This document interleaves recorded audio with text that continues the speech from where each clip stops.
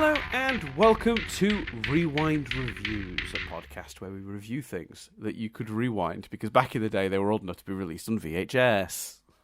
Oh, I get it now. 5 seasons in. That's why our logo's a VHS tape, isn't it? Uh-huh. I get it. It's all coming together. That was a good decision. Yeah. Or at least one of us thinks of branding around here, Chris. That nothing but Static Empire only lives on its branding. There was something, not that obviously, but there was something the other day. Oh, what was it? I'll see if I can remember. Where I was like, oh, is this for this reason? And someone was just like, how the fuck have you only just worked that out? And I was like, oh, my bad, but I can't remember what it was now. So Great story. not a good story. Not my best. Not my best There's anecdote. a thing that I can't remember. Cool.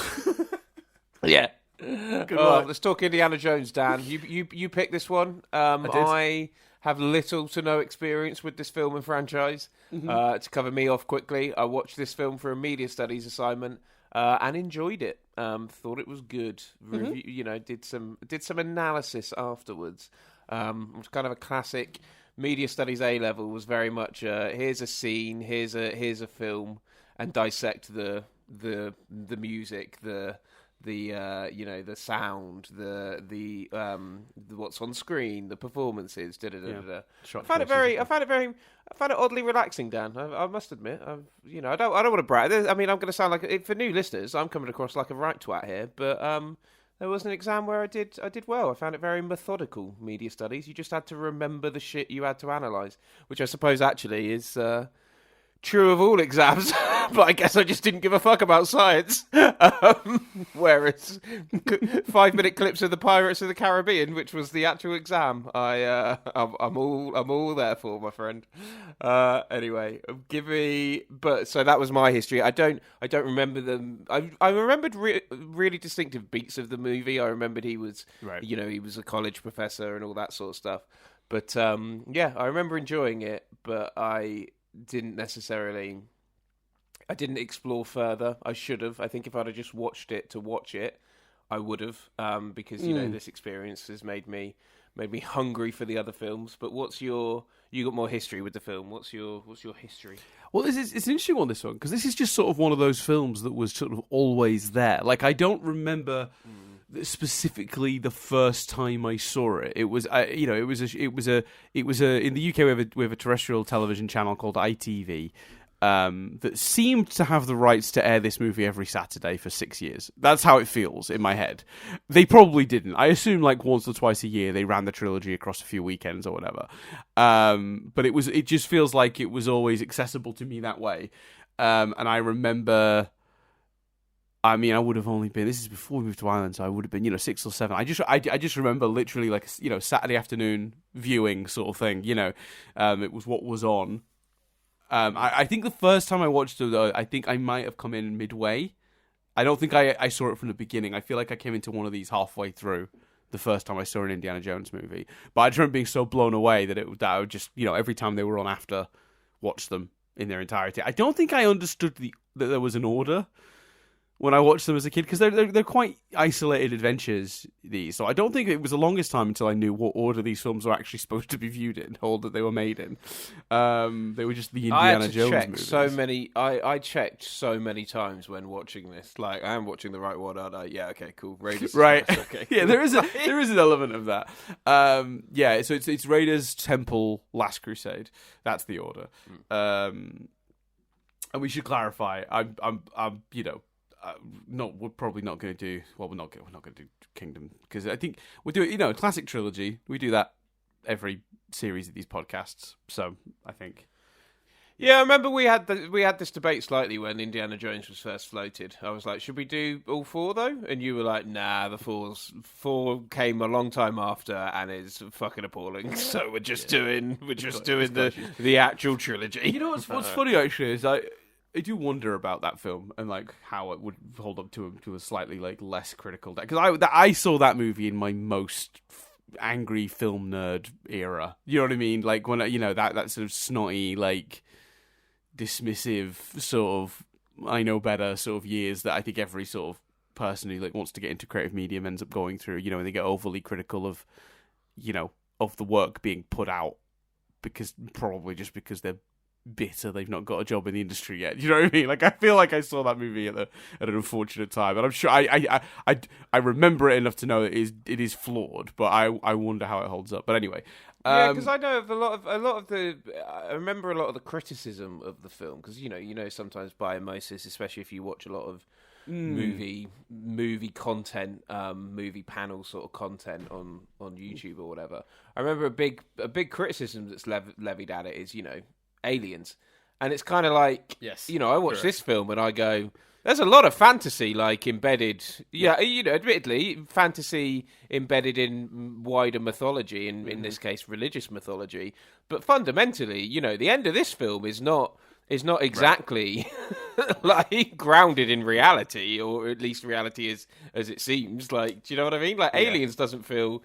It feels quite logical to me. It's even hinted at in this.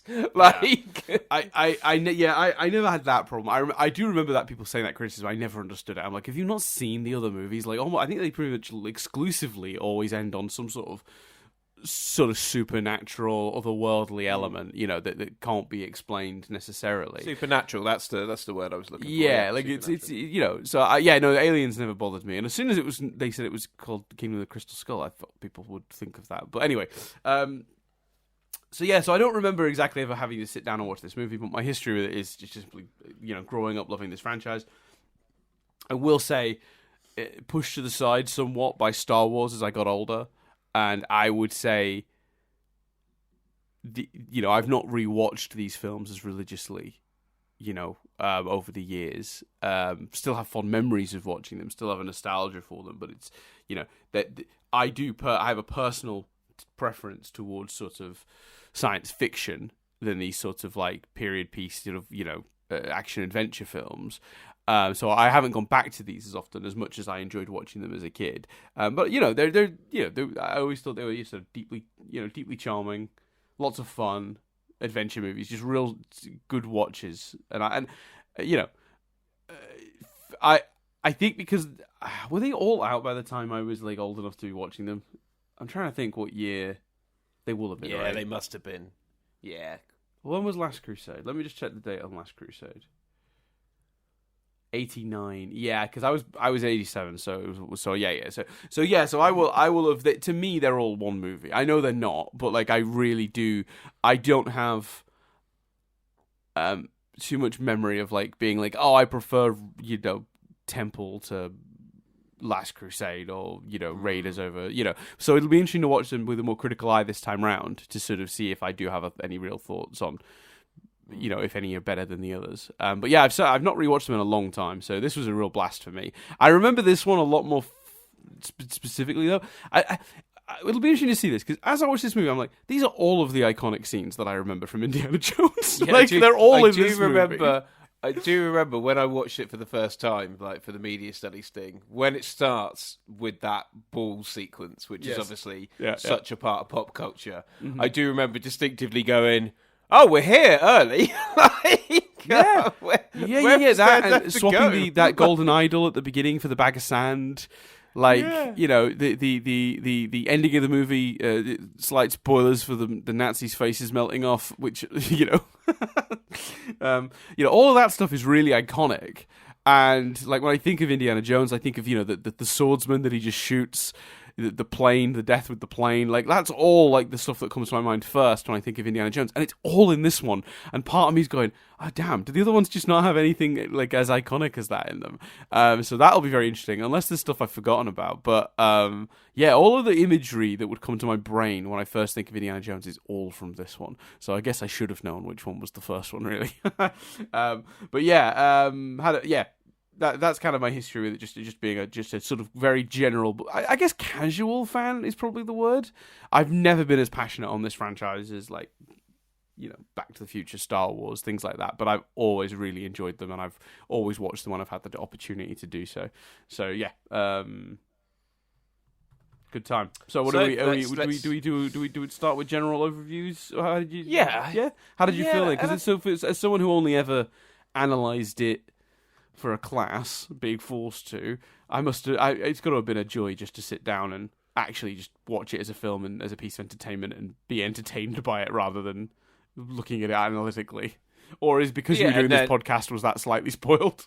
Yeah, I mean, I know we make a lot of jokes, but there's a distinct lack of faith in my commitment to this podcast there, isn't it? It must have been nice, Chris, to just watch it with no pressure, because, you know, who gives a fuck about the fact that you got to review it the next day, eh? Based on your analysis of all the other films we've ever reviewed, I assume you forget most of the time we're doing a podcast. No, it was because I think to some degree it's a bit like Men in Black. Like, you just go, this is a fun roller coaster, and you know, if the podcast is a bit shorter, fine. And I'm not necessarily, you know, Men in Black at the end was our usual length, but and I imagine there's quite a lot of trib. I thoroughly enjoyed it. It's odd because it's not that sort of well, it's not like it's. I don't know if I'm as long-term listeners to our entire franchise of podcasts. To continue that wanky brand theme from Dan earlier. We'll know, like, fantastical kind of historical is often something that isn't a big go-to for me. You know, I've felt that way about Game of Thrones, etc. And I'm not comparing this to Game of Thrones, but in terms of maybe watching this, I'm like, oh, maybe it's kind of historical. Like, I'll be honest with you, with Doctor Who, the historicals are the episodes I'm drawn to least. Like, apart from The Unicorn and the Wasp, which is my favourite, but that's, you know, a fairly modern historical, and is a murder mystery, which is a genre I do really am drawn to. So I think, you know, sitting down to watch it, it's kind of like, oh, this isn't necessarily, maybe, you know, that's part of why I've not rushed out to watch these, although they have been on my, you know, Indiana Jones and Jurassic Park are the two big ones sort of on my radar of, I must catch up, I must, you know, watch those movies through. I've only seen the first film of both franchises. Right. But so I'm kind of watching it with I know this is going to be a great film, but whether I personally come away going, I loved it for these reasons, or whether I'm going to come away and go, yeah, no, I get it. It's a fantastic film. Like, cool. And it's sort of a combination of the two, really. It's just like Men in Black last week. It's just an absolutely riotous, fun roller coaster. But more than Men in Black, which, you know, we had very little criticisms of Men in Black. But I think Indiana Jones, what you're so taken aback by is how much every fucking element and decision has been thought through. The script, the music. I mean, Jesus, it's probably got to be the best, or if not one of the best scores of any film we've reviewed on here. The way they work in tandem with each other. Nothing is wasted. No character, even the B characters, like the agents, feel incredibly rounded and like detailed. Like, there's a moment where one of them interrupts the other one, and the other one shoots him a look, and it's such a small, inconsequential moment, but someone made the decision to make those two guys feel like they spend every fucking day together doing this shit. Like, someone made that decision, you know, whether the script's direction, I mean, I presume it was in the script because it's dialogue they're interrupting, but do you know what I mean? The performers, and we're talking about, like, less than 2 seconds of film, but that level of thought has kind of gone across the entire movie. The journey Indy goes on is fascinating, and I think we'll talk more about that with the spoiler talk, because I think that's so integrated with the film's one of the most common criticisms laid at this film, thanks to Big Bang Theory, which we will talk about in the spoilers talk. Thanks to the dumbest fucking show making the dumbest point that's not true. Yeah, we'll talk about it on. I can't wait to dig into it. The Big Bang Theory has a lot to fucking answer for, honestly. Sometimes I think, like, if I had the power to wipe a show off the face of the earth, just erase it from history, I'd choose Big Bang Theory without even thinking about it, I think. Oh, I don't think I would. I don't think I would for that. I think I gladly would. there's shows that have... And you were a fan for the first 5 seasons. Like no. Let's not rewrite history. I watched the first season and a half, maybe 2, because we were watching it together at uni, and I distinctly remember saying, even at the time, I don't know if I'd keep watching this if we weren't watching it at uni as a group. My memory of it I didn't get a lot out of it. It was funny. There was some good jokes, but I didn't care for the characters. I didn't like the setup. I didn't like this fucking faux nerd thing. We could probably work out when you stopped, because I remember distinctively there was an episode where basically the 2 shows came back, and you and I were on the same side of often that How I Met Your Mother versus The Big Bang Theory would be debated amongst our group at uni, and you and I were very much on the side of How I Met Your Mother, and we're like, no, it's so much more, it's such a better show. And then there was the episode where they return from the big explorative thing they've done, and then Penny and Leonard kiss, and I remember even we were like, oh, as an opening to the season that was stronger than How I Met Your Mother. So, but I don't think you then kept watching Big Bang all that season, but we were definitely still watching at that point. But anyway, that's neither here nor there. There's a lot of that made the sort of discussion about the ending of this film quite prevalent, and we will talk about that in spoilers. And I think Indy's character arc is directly linked to that. But sufficient to say, I think what the film is actually about is Indiana Jones, and it explores that character beautifully. And I think it's again, we have another, for me, it's Back to the Future Die Hard territory of, other than a fucking really uncomfortable insinuation, which again we'll talk about later, but that is, this film is, the nitpickiest of nitpicks. It is up there with Back to the Future and Die Hard for me, and I know RoboCop for you as feeling like as near to a perfect film as you can get. I had a great time. What did you feel? Yeah, very similar. I mean, I make a lot of notes during the watching of these movies, which I often find sometimes a judge of the movie is whether I take a lot of notes, detailed or not, because sometimes what happens, Chris, is I just get a bit sucked in, and then I don't really make a lot of notes. And what ends up happening is 30 minutes will pass, and I'll be like, oh shit, yeah, and I'll pause and I'll write down some thoughts about the last 30 minutes. Whereas there are films where I'm literally just making notes throughout, every couple of scenes. I'm like, oh, I've thought about that, and it's mostly just to make sure I don't forget anything. It's also to help us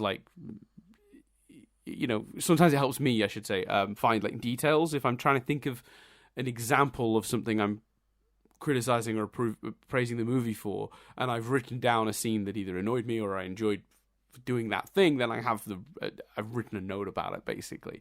I have less than a handful of notes for this. I wrote very little in my thing, because it's such a well-paced film. It has got that Men in Black thing of the movie just rolls. It just has momentum. It never really slows down. It never really stops. It's fun and entertaining all of the time. Even when the movie does literally stop to have character moments and beats after the arc is recovered originally, the Marion and Indy scene where he's injured, the where does it hurt scene, even that doesn't feel like it slows down the movie at all in the slightest. It's just, and it's always it's that South Park thing. The Matt Stone and Trey Parker have always talked about how a good story shouldn't be this happens and then this happens and then this happens and then this happens. It should be this happens, therefore this happens, which leads to this. And so it should always be, you shouldn't be saying and then. You should be saying then because of, or leads to, in the sense of each thing should be pushing the next thing. And this movie's got a real thrust. It's a simple premise. It's they're out looking for the Ark, but the way that the sequences all flow into each other, it's always this happens because this happens, and then this leads to this happen, and then therefore this happens. So it just sort of goes on. And I think that just makes it infinitely watchable. Like, it's just because it's each individual scene is really entertaining, and they're put together in a really good, coherent story. There are so many details that my brain just, I think, washed over me. Like, right, okay, I'll give you an example of this. There's a point when I think I have a criticism of the movie, but then I change my mind because I'm thinking, is it possible they set this up and I was just too busy just sort of going with the movie to know? But let me ask you, Chris, you can help me on this one. Did I miss a... We'll play a new game. It's called Did Dan Miss a Scene? Or... is this a legitimate nitpick? Yeah? Mm-hmm. Yeah. He gets the truck with the arc in it, right? And I promise we will do just like whether we recommend it or not, and then go into full spoilers afterwards. But he gets the truck with the arc in it, right? At one point in the movie. He's driving the truck. He's being chased by the Nazis. And then there is a sort of shed to hold the vehicle, and a bunch of people stood outside of it with like shopping, almost like a, oh God, words are escaping me this morning, aren't they? With like a market stall type thing, and he drives through them into the sort of garagey shed thing, and then they all just pull in front of it to make it look like they'd been there the whole time. Did they know he was coming? Was that prepared? By who? Was there a line earlier in the movie where Indiana Jones is like, and by the way, set this up for me so that when I'm escaping with this truck I don't know I'm getting yet, I have a way to get out of here? Do they set it up, or am I like nitpicking? No, I don't. I definitely, I don't think they set it up. There's sort of an implication throughout the film that just like the locals are helping everyone there him. Is very much on his side and willing right. to help him. But they don't know he's coming with the truck to be prepared for that. Not as far as I can remember, no. Okay, so that's a nitpick. But my point then is that the movie is so easy breezy to watch. You can have a moment like that. And there's this brief moment of, I just missed something, I guess. Because you don't even judge the movie for that very obvious omission of a setup for a thing. Do you know what I mean? It doesn't make any sense, but I just went, I guess I missed something. Like, I didn't even... So yeah, this is a really, really fun watch. I love this movie. Action-adventure films just... are not made like this anymore, with the exception, I think, and we'll talk about this in more detail later, but I think there's an element of this is actually kind of the blueprint for the Marvel movie. I don't want to put too fine a point on that, but it's mix of action, comedy, and adventure with a sort of surly but lovable protagonist. I mean, I don't think he's a million miles away from a Tony Stark.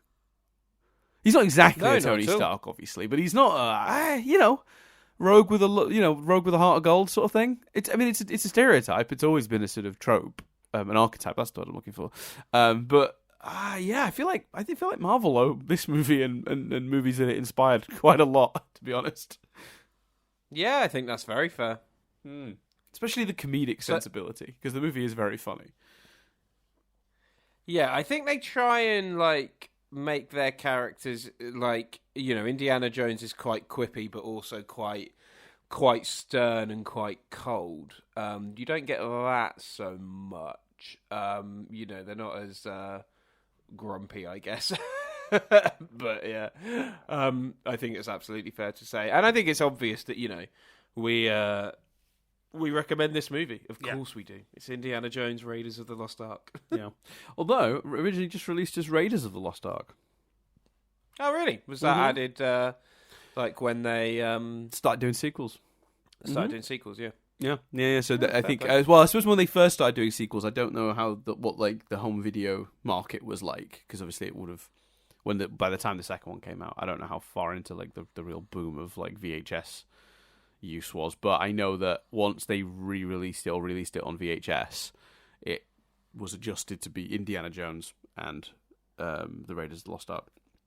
But yeah, it's actually just called, which is very annoying, by the way, because lots of people are very persnickety about this, it seems to me, because the amount of times I tried to look up this movie on various websites to get information, and I'd type in Indiana Jones and the Raiders of the Lost Ark, and it wouldn't come up, and I'd be like, delete Raiders of the Lost Ark. Oh, there it is. Now it's coming up.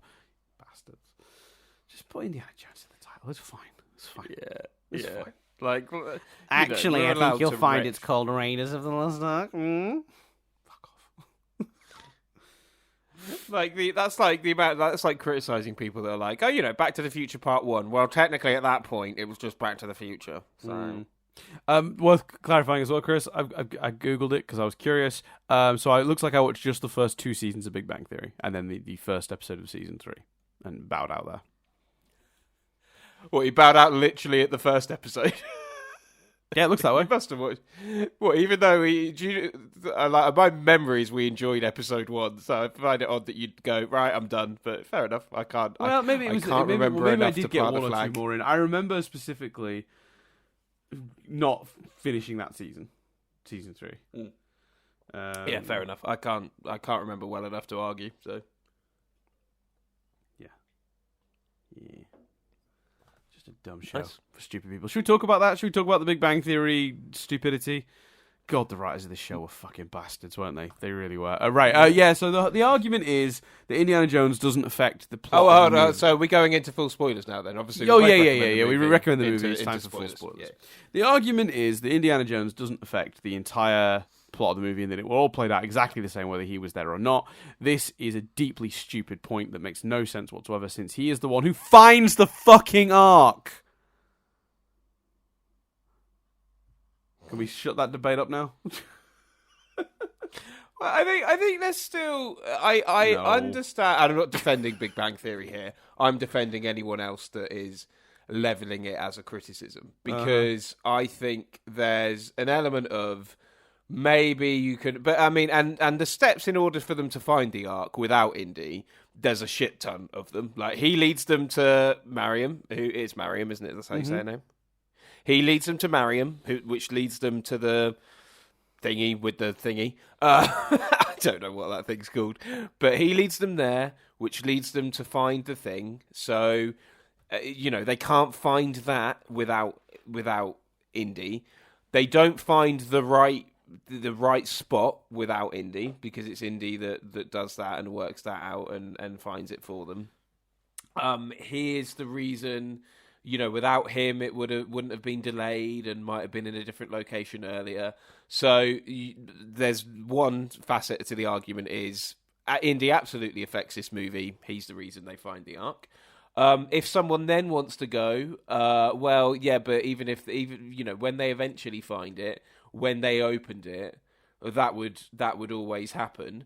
Maybe, but you don't. But the Ark is then also still lost, so you don't know who's going to stumble across it then, and who's going to try and observe that or look at it more. You just don't. You don't know what would have happened. Thanks to Indy, the Ark is no longer lost and is no longer, being experimented on, and is just sort of locked away in the US government's big vault of weird artifacts. It's no longer out there to be abused.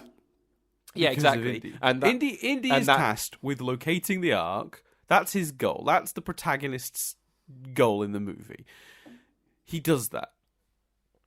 He achieves that. Exactly, and literally no one would have found it without him. And because they were nowhere. They found the map room. That's as far as they got. But the map room is useless without the artifact that Mariam has. Mariam with an N, I think. Yeah, with an N. Mariam has it, and they would literally have never found it if he hadn't have gone to her. They would have just been sitting there, aimlessly digging in the desert, hoping to find the spot, and never doing so.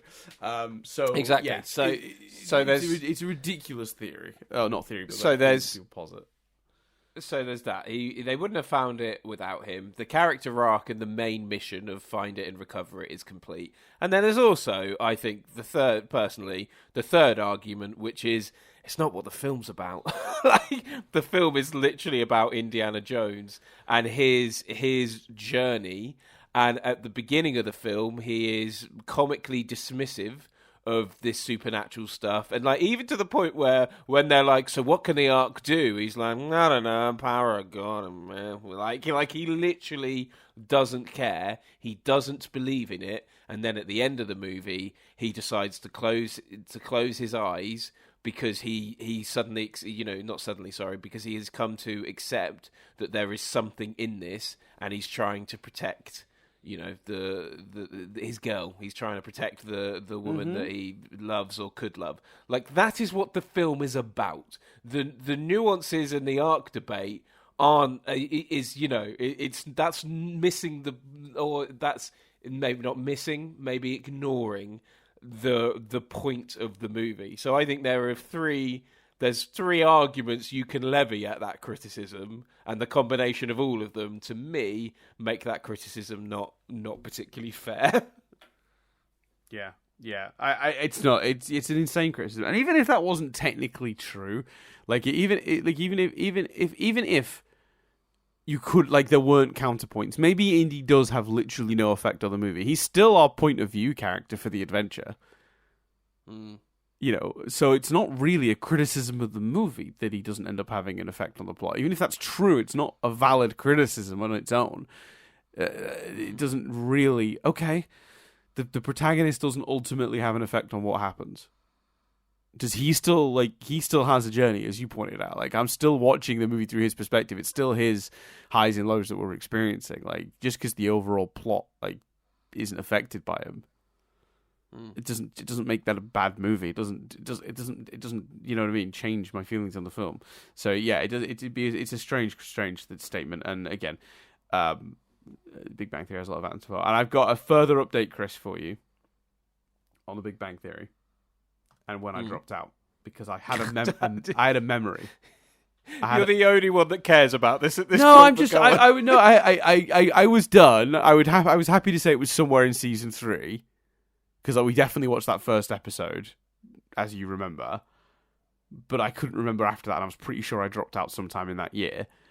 To be honest, I was I probably just watched the first episode and bailed, because I was, I don't remember watching much season 3 at all. But I've remembered the exact episode, Chris. Okay. Because I remembered a moment. I remembered the moment I was done. And it was Sheldon popping in and out of the ball pool yelling Bazinga. And I was just like, this isn't funny. Right. This isn't anything. And I remember being so deeply angry at that scene. So I looked it up. Episode 14, season 3. There you go. So I watched 2.5 seasons of Big Bang Theory. There you go. Cool. Me and the listeners are thrilled we've come to the end of that mystery that we know. Well, the listeners and I. Oh, I hate that show. Anyway, right. That's still more than you originally thought, though, isn't it? Because didn't you originally say a season and a half? So I think I said 2. I think I said 2 seasons. Well, because you said 5. That was your original guess. I was like, absolutely not. There's no way. I've said throughout this debate, I don't remember it well enough to say anything for certain, other than the fact that we watched that first episode of season. Yeah, but 3. the first thing you said was I watched 5 seasons. That was the first thing you said. Because I said I hated it, and you said, "Well, you watched 5 seasons of it." And I was like, "No, I did not." That's why I got. Why I got annoyed. And then said, "But I can't remember for sure." Maybe 5 was in my head because I watched 5 seasons. I don't know or care. Well, I do. I don't want anyone to think, can I watch more than 2.5 seasons of this shit? Got a reputation to uphold, Chris. Do you want me to try and work out when I stopped watching? Sure. Shall I get on the episode guide? All right. I'll try and work that out. Carry on. Right. Right. So we got that out of the way. It's dumb. So yeah, I think it's an interesting choice about this film. Obviously, they wanted. I feel like, and you correct me if you think differently, Chris, but I feel a bit like the creators of this film, the creatives that worked on this script and this story, very much chose to make it a period piece for no reason other than they wanted the Nazis as villains, because then they could just do what they want to them and no one would complain. Because if these were just rival treasure hunters and Indy was just killing them and then they all got their faces melted off at the end, you might feel a bit sorry for them. But by making them Nazis, they get to be cartoonishly evil, murdered by the hero, pretty much indiscriminately, and no one cares. That's my theory. Because it doesn't need to be a period piece otherwise, does it? What about this needed to be set in the sort of that era? Over it being set in the 80s? when it was released. Sorry, I'm laughing because I'm now like seeing if I can use Netflix to work out when I stopped watching Big Bang Theory. And there's an episode called according to at least through Netflix, I didn't watch this season, but there's an episode called The Raiders Minimization, which the thing says after Amy ruins one of Sheldon's favorite movies, he seeks revenge. So presumably, it's just ironic to me that the first thing I click on shows me the episode that has caused this entire discussion. Yes. Yeah, I suppose you're right. Yeah. I guess it adds a texture, and it adds it's a very distinct world, and we're not having to fuck about with phones and stuff like that, which were becoming a bit more prevalent in 81. Well, maybe not so much. No, I was going to say, I don't even think that had been. So I don't think this movie changes if you set it in the 80s, other than the use of Nazis. Well, there is more technology, and there's less like the iconography of him riding horses and the type of plane and stuff like that. Mm-hmm. I think it would suffer more than just the Nazi thing. I think it would suffer if you set it in the 80s. But yeah, I do. I can see your point of what are the actual reasons for it being historical, but I don't know, and I think the problem is with this movie, any form of like question or criticism is answered with, yeah, but like, how much fun is it, Dan? He's got a cowboy hat, he's got a whip, and he's fighting Nazis. Like, do you know what 100%. I mean? Like, yeah. But I see your point, especially about how if it was just like one guy in a gang, would you feel more sorry for the gang? But then how often do you do, like, so many films have sort of essentially faceless armies, but I suppose in Star Wars they cover their faces. The stormtroopers, you can't see them. In things like Infinity War, it was CGI aliens. So how often other than when it's historical World War stuff, how often are the henchmen, apart from maybe in modern Star Wars, mm-hmm. How often can we see their faces? How often, you know what I mean? Do people often try and find a way, if you're going to have a lot of people randomly shot, to make it so that they're aliens, unseen, or historically, difficult to really underplay? The Nazis, which I don't mean to sound like I am, but you know what I mean. Like, yeah, no, but like a sort of like a villain of history that people will not really question being murdered indiscriminately. Yeah. I mean, and that is what I think is really interesting about this choice. And look, don't get me wrong, Indiana Jones needed, like, as if it was just like a rival treasure hunting group, the murder would feel excessive, especially the plane. The plane murder, which, is one of the best and most, like, subtly gruesome deaths in a movie. Because you don't see it. You just know from the sound and the blood hitting the windshield and what's going on. That's a horrible way to die. As in the guy, the boxer who's beating him up? Yeah. Yes, did you know who that is? I do. That is... Yeah. Wait. It was Pat Roach. Yes. Who was dies, in Auf Wiedersehen, Pet. Who was in obviously Auf Wiedersehen, Pet, but also died twice in this movie.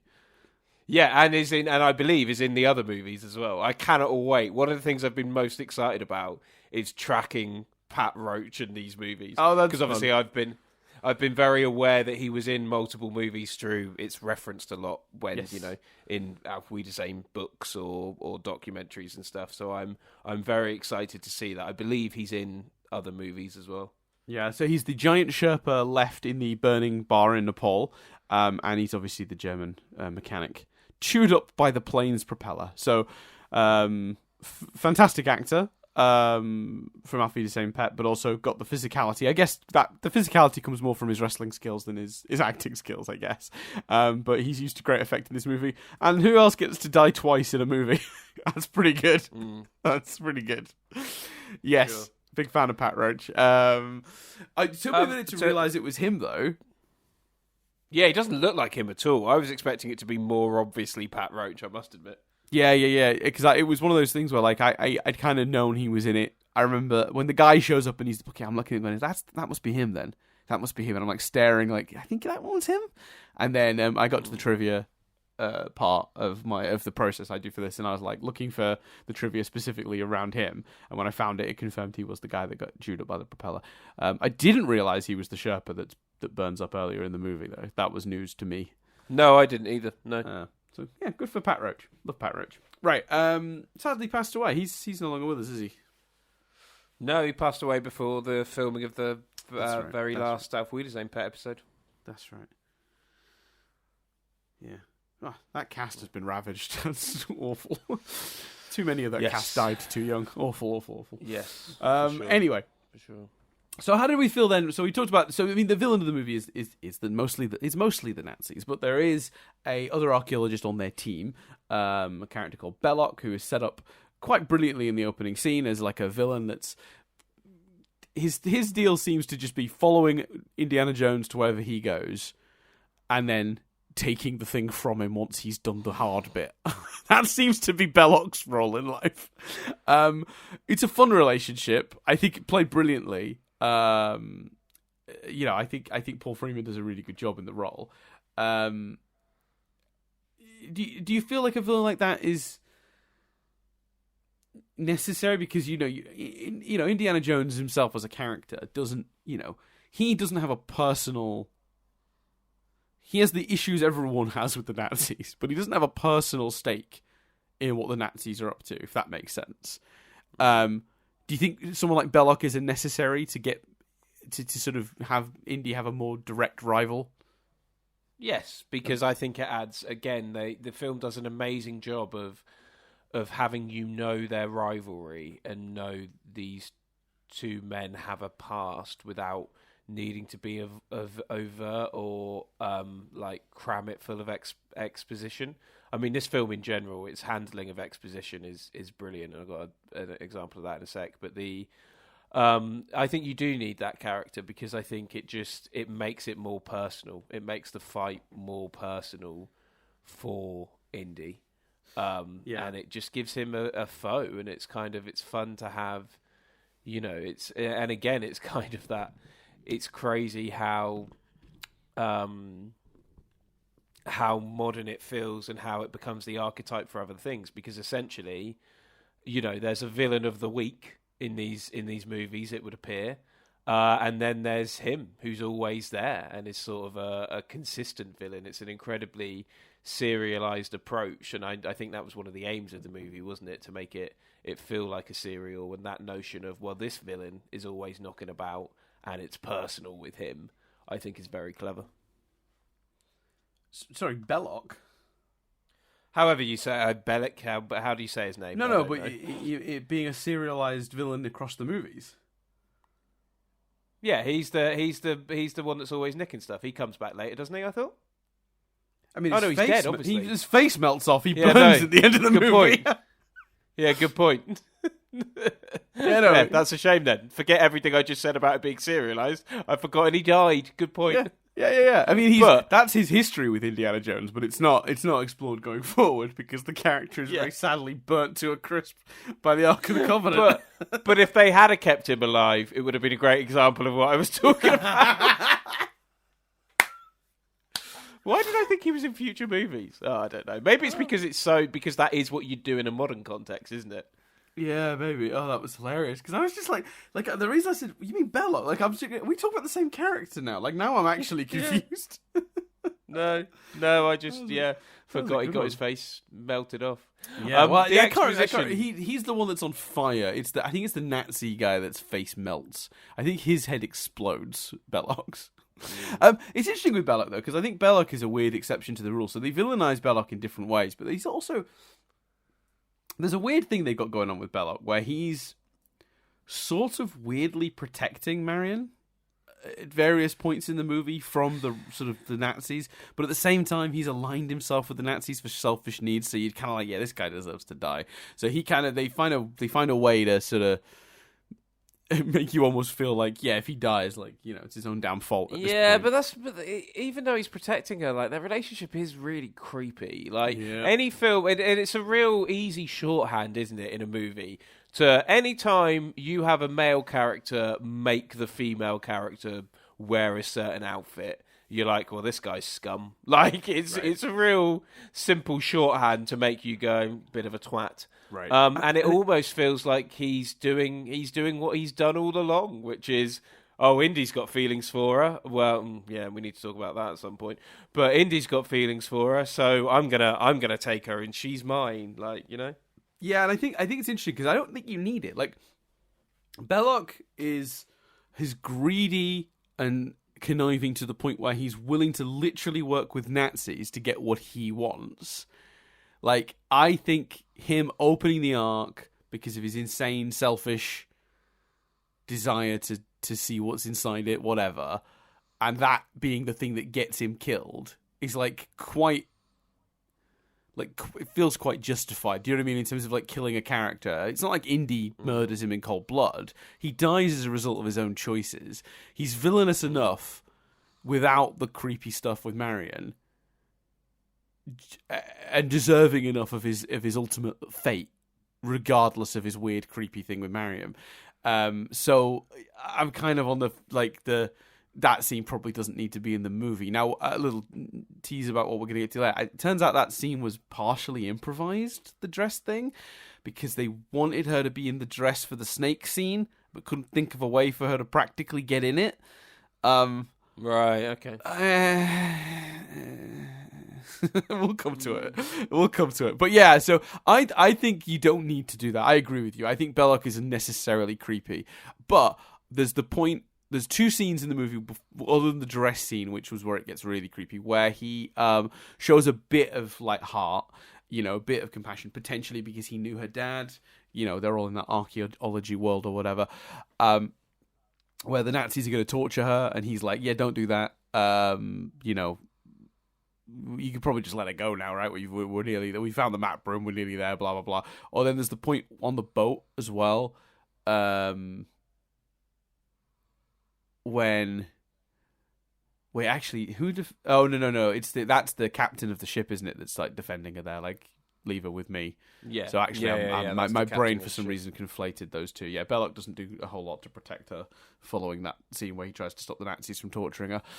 So ignore my second point because that wasn't a valid one. I mean, this podcast is just full of... So far, it's been us debating when we both watched The Big Bang Theory and us making points and then going, oh no, I'm talking utter bullshit there. Sorry. Yeah. Yep. I'm starting to worry that's just all this podcast ever is, Chris. Yeah, people... What's this week nonsense? Yeah, guys, we know when you stopped watching The Big Bang Theory. You discuss it every week. The exposition thing, how fucking clever is it where you have a scene where they have to give a load of exposition, and what they do is they implant this threat of the poisoned dates, and you just spend the whole scene taking in what they're saying, but also thinking, is he about to get poisoned? What's going to happen with these poisoned dates? So clear. And this is what I mean. Every decision in this movie is thought through. Yeah. The dates is a great example. Like it's the scene is entertaining on the tension of the dates, but they're also feeding you exposition during that time. Yeah, really, really well done. And I think as well, opening the movie on just Indy on an adventure, just to set up who Indy is and what it is he does. Because you can't open with Professor Indy. You can't, because then you're just like, who's this guy? And you don't believe it when he switches to the hero in the the hat and the whip. You need to see that first. You really do. So starting on a little mini adventure, like in the midst of one, is the smart structural choice anyway. But to make that also the introduction of Belloq sets up their relationship throughout the movie. So you're not just doing the establishing the character on just a random adventure that doesn't mean anything. You're also doing work to build to what we're going to be going through for the rest of the movie. so smart choices like that, like where they want to do something because for structural or logical reasons, but then they find a way to make it work for the rest of the movie too. I think Men in, what's funny? I think Men in Black did that quite a bit as well, because I think we talked about that last week. Yeah, it's just really, really smart. And I think there are only one or two scenes that are proper sit-down exposition scenes in the whole movie. And they are both pretty... there's only a couple of them, I think, and they're all pretty short. Like, there's the one when the American government agents come and talk to them about the Ark to get them sort of set off on the mission. But that's right at the beginning of the movie.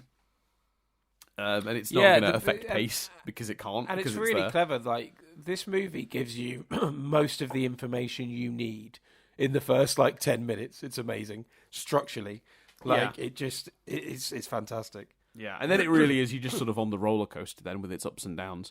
Should we talk about some of the action in set pieces? There's a point in this movie when the ball rolls to the edge of the hill far enough that it just gains momentum and just zips right down. And that is, I feel like you'll feel the same thing, is around the point in which Indy sneaks onto the dig site and starts digging to get into the Well of Souls. Once they're in the Well of Souls, it goes from it's in the Well of Souls, caught by the Nazis, abandoned in the Well of Souls, escape that, fight around the plane, car chase for the Ark, and all these things just lead one into the other seamlessly. And even describing that sounds like it would be exhausting, but it absolutely isn't, because each set piece is so unique from the other. You're just moving on to a completely different situation. The car chase is nothing like the escape from the Well of Souls. The Well of Souls is nothing like the fight that follows it around the plane. And what a great... and I talk about this too much in these podcasts, but it comes up a lot in these kinds of movies. But what a great movie to have all of the action scenes be goal-orientated. I know what they're trying to achieve in each action sequence, and therefore, fully, again, I'm so sick of saying this, but it's true of a lot of movies we watch on this, fully understand the stakes, fully understand what they're trying to do. And as they're moving around the scene, without exchanging dialogue, I understand what it is they're doing and why they're doing it, and what the threats are and what the tension is. Like the as the plane is spinning around, once the petrol starts leaking out of it, moving towards the things that are on fire, you know that at some point there's going to be a timer put on this fight sequence where we're going to have the tension of that, especially once Marion gets stuck in the cockpit of the plane. So it's slowly visually setting up circumstances and then playing them out, and it's just, all the action sequences of this movie, even the shootout in the bar in Nepal in the earlier point of the movie, really, really great. And 10 points to the movie as well for not always making Marion a complete damsel in distress. She occasionally gets into trouble and Indy helps her, but she helps him almost as often as he helps her, so that's also quite good. Yeah, she's a great character. Like, she yells Indy a lot, but you never feel she can't handle herself. Like, right. That scene where she reappears climbing and she just uses the heel as the thing that's gonna pull her up, and it's brilliant. My favorite one is when they're shooting in the bar and a bullet hits a barrel that contains some sort of spirit and it's pouring out. Yes, and she just takes a swig before she goes out and starts fighting the guy.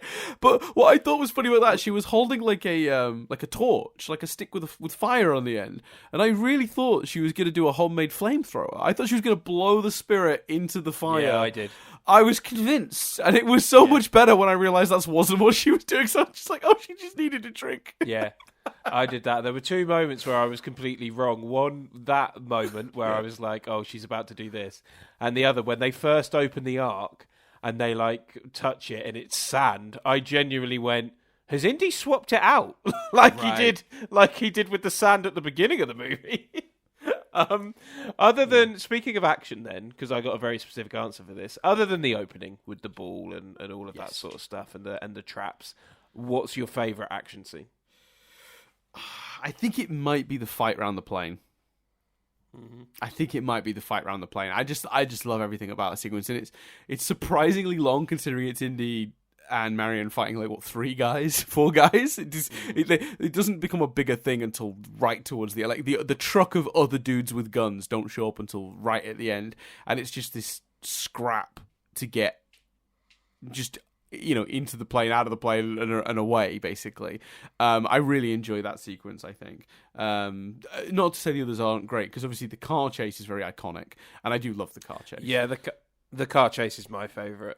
I just love how you keep thinking he's going to be out, and he keeps finding ways, when he crawls under the car, and then you see the other guy land in exactly the same place and just fall off. The car scene in general. I mean, the only bit of the car scene that I'm like, really, is I don't buy that, Balek or whatever his name is and the Nazi guy don't have guns in that car with them. I don't know why they're not shooting Indy when he's on the front of the car. And at first, when they're essentially saying come closer, I thought they were saying, let's get him in range and shoot him.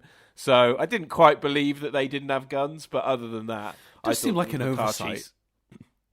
It just seemed odd, and I was almost then looking out for them to have guns in a later scene, and I was going to be like, well, that doesn't make sense. But I think the car chase is my favourite. It's so inventive and so action hero. But all of Indy's action is very you take that scene he's in. I think some of the many reasons the later Die Hard movies don't make sense is you're just how does this character know to do this? How are they strong enough to do this? You look at that car chase scene, you look at what Indy does, it's very methodical. It's very, right, well, if I hold this, it will do this. If I use the whip in this way. He's an action hero, but you don't ever disbelieve it because it makes all of his action is built in a logic and that first scene lays that out.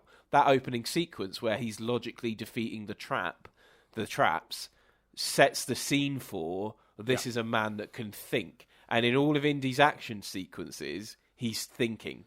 And it just makes it just adds an element of enjoyment because you're not taken out of the moment like you are in a lot of modern day action films I hate to say it, I love the movies, but Fast and the Furious and things like Die Hard. The reasons you get taken out of those action movies is because you're well, I just don't buy that this is happening. But because Indy is such a thinker, and what he does in those action scenes is embedded in that thought, and we have seen that thought executed so clearly in the opening scene, you buy it, and it never takes you out of the movie.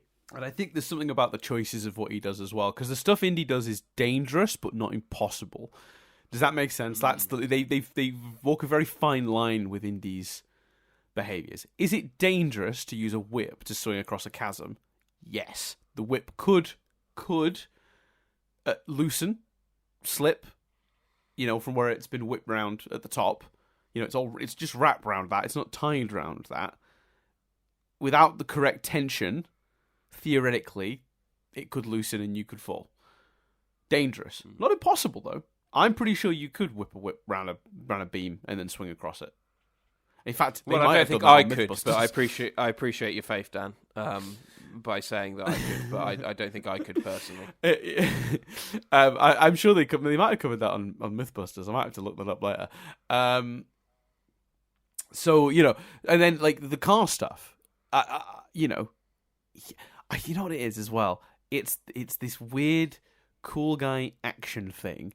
I think the other thing that gives you trouble when you watch a Fast and the Furious movie or a Die Hard movie or whatever, not including the first Die Hard movie, which doesn't have this problem. The other issue is the hero in those movies will do the dangerous thing, take the bump, and be fine. Indy is visibly hurt after everything that he physically does. His shoulder hurts clearly in the car as he's driving it, after the thing where he goes under it. And there's a point when he gets clipped with a bullet maybe in the shoulder. Is that what, maybe I'm mixing up? But yeah, you can see him holding his arm. Whereas McClane would be like, yeah, it's just a flesh wound or whatever. And Vin Diesel, the bullet would just bounce off him because he's Vin Diesel in a movie and his ego is too big to let him get shot.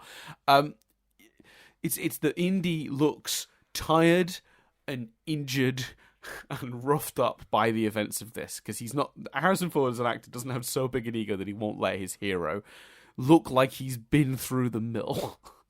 And that's also true, I think, of the first Die Hard movie. You know.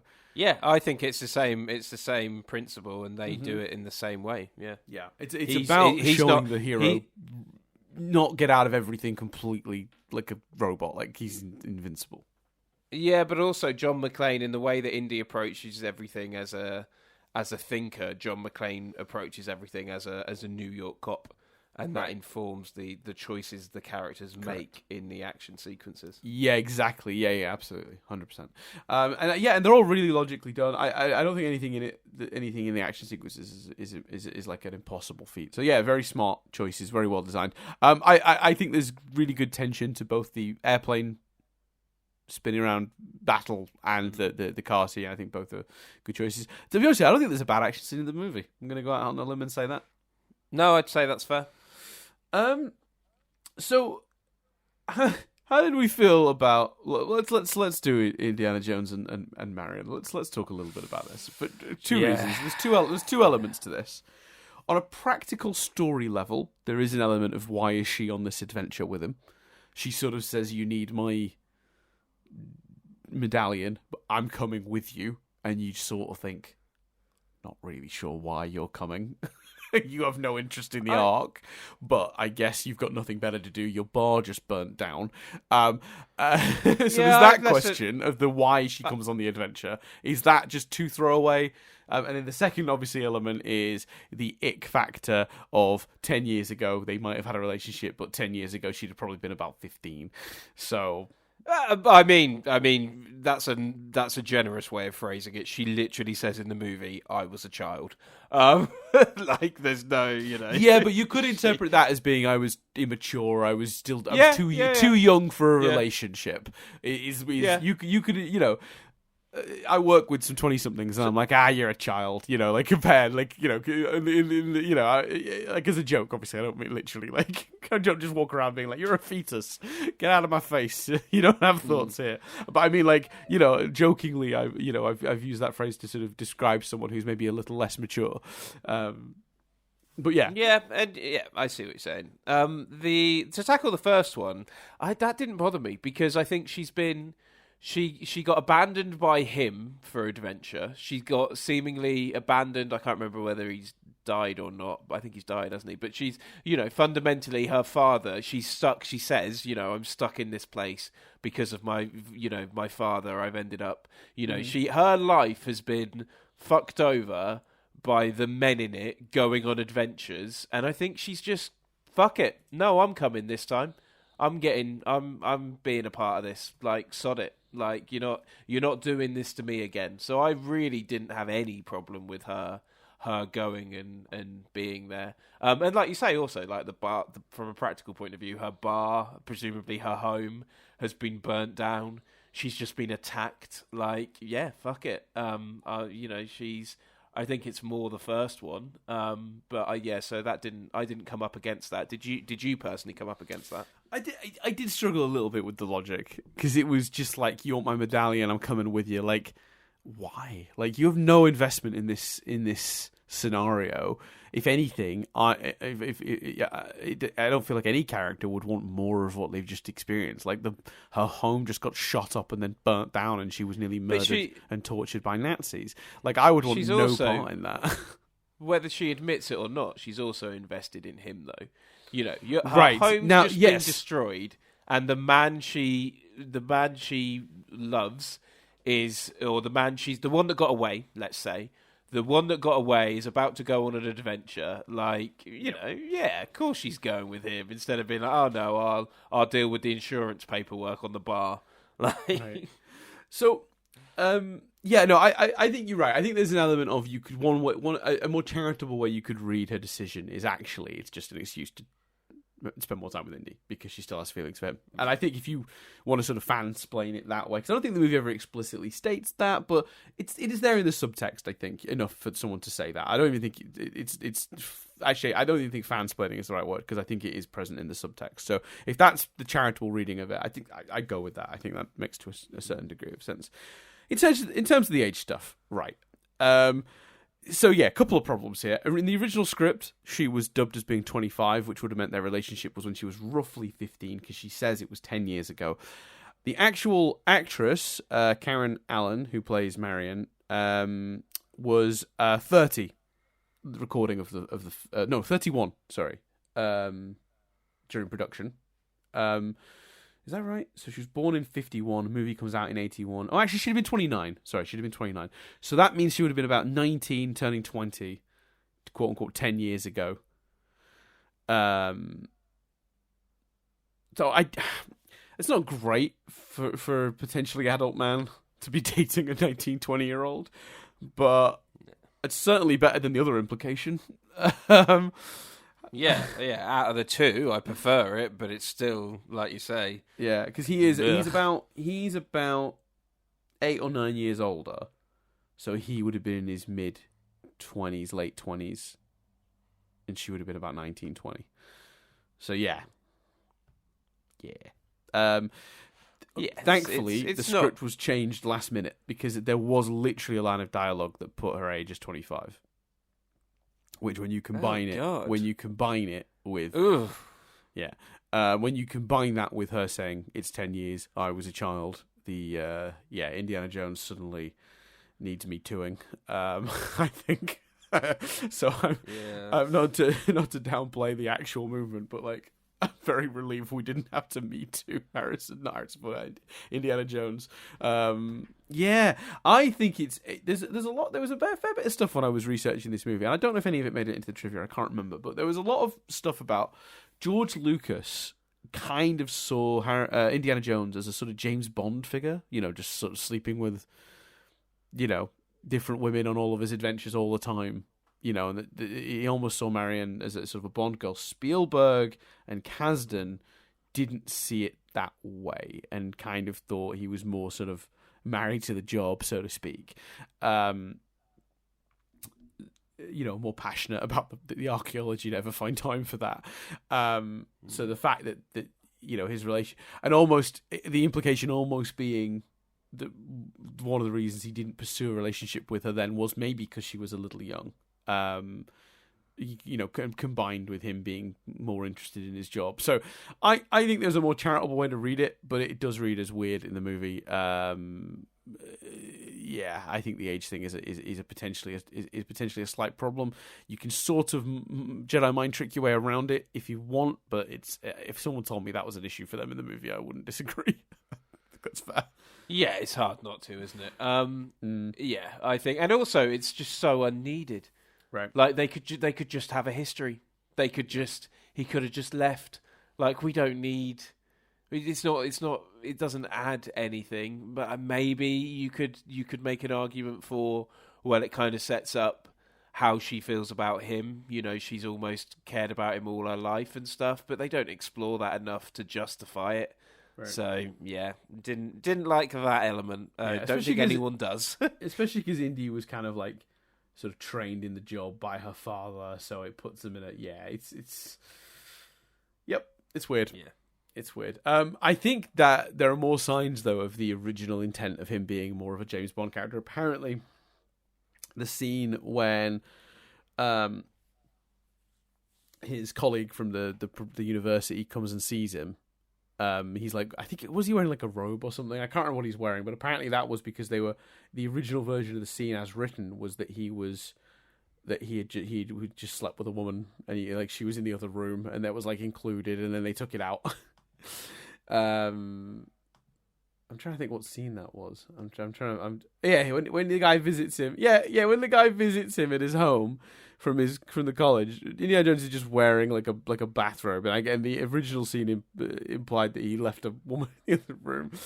And then there's obviously that other weird moment, and I'll never get over this because it's so bizarre.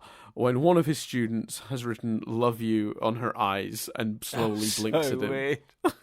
I really enjoyed thinking about the practicalities of that. So presumably, either she's really good with a mirror, or she had to turn to a friend and go, "Can you write 'love you' on my eyelids?"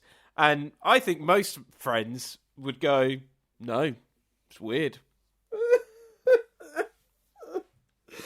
I thought about the practicalities of every time she blinked that day, telling the person who was looking at her that she loved them.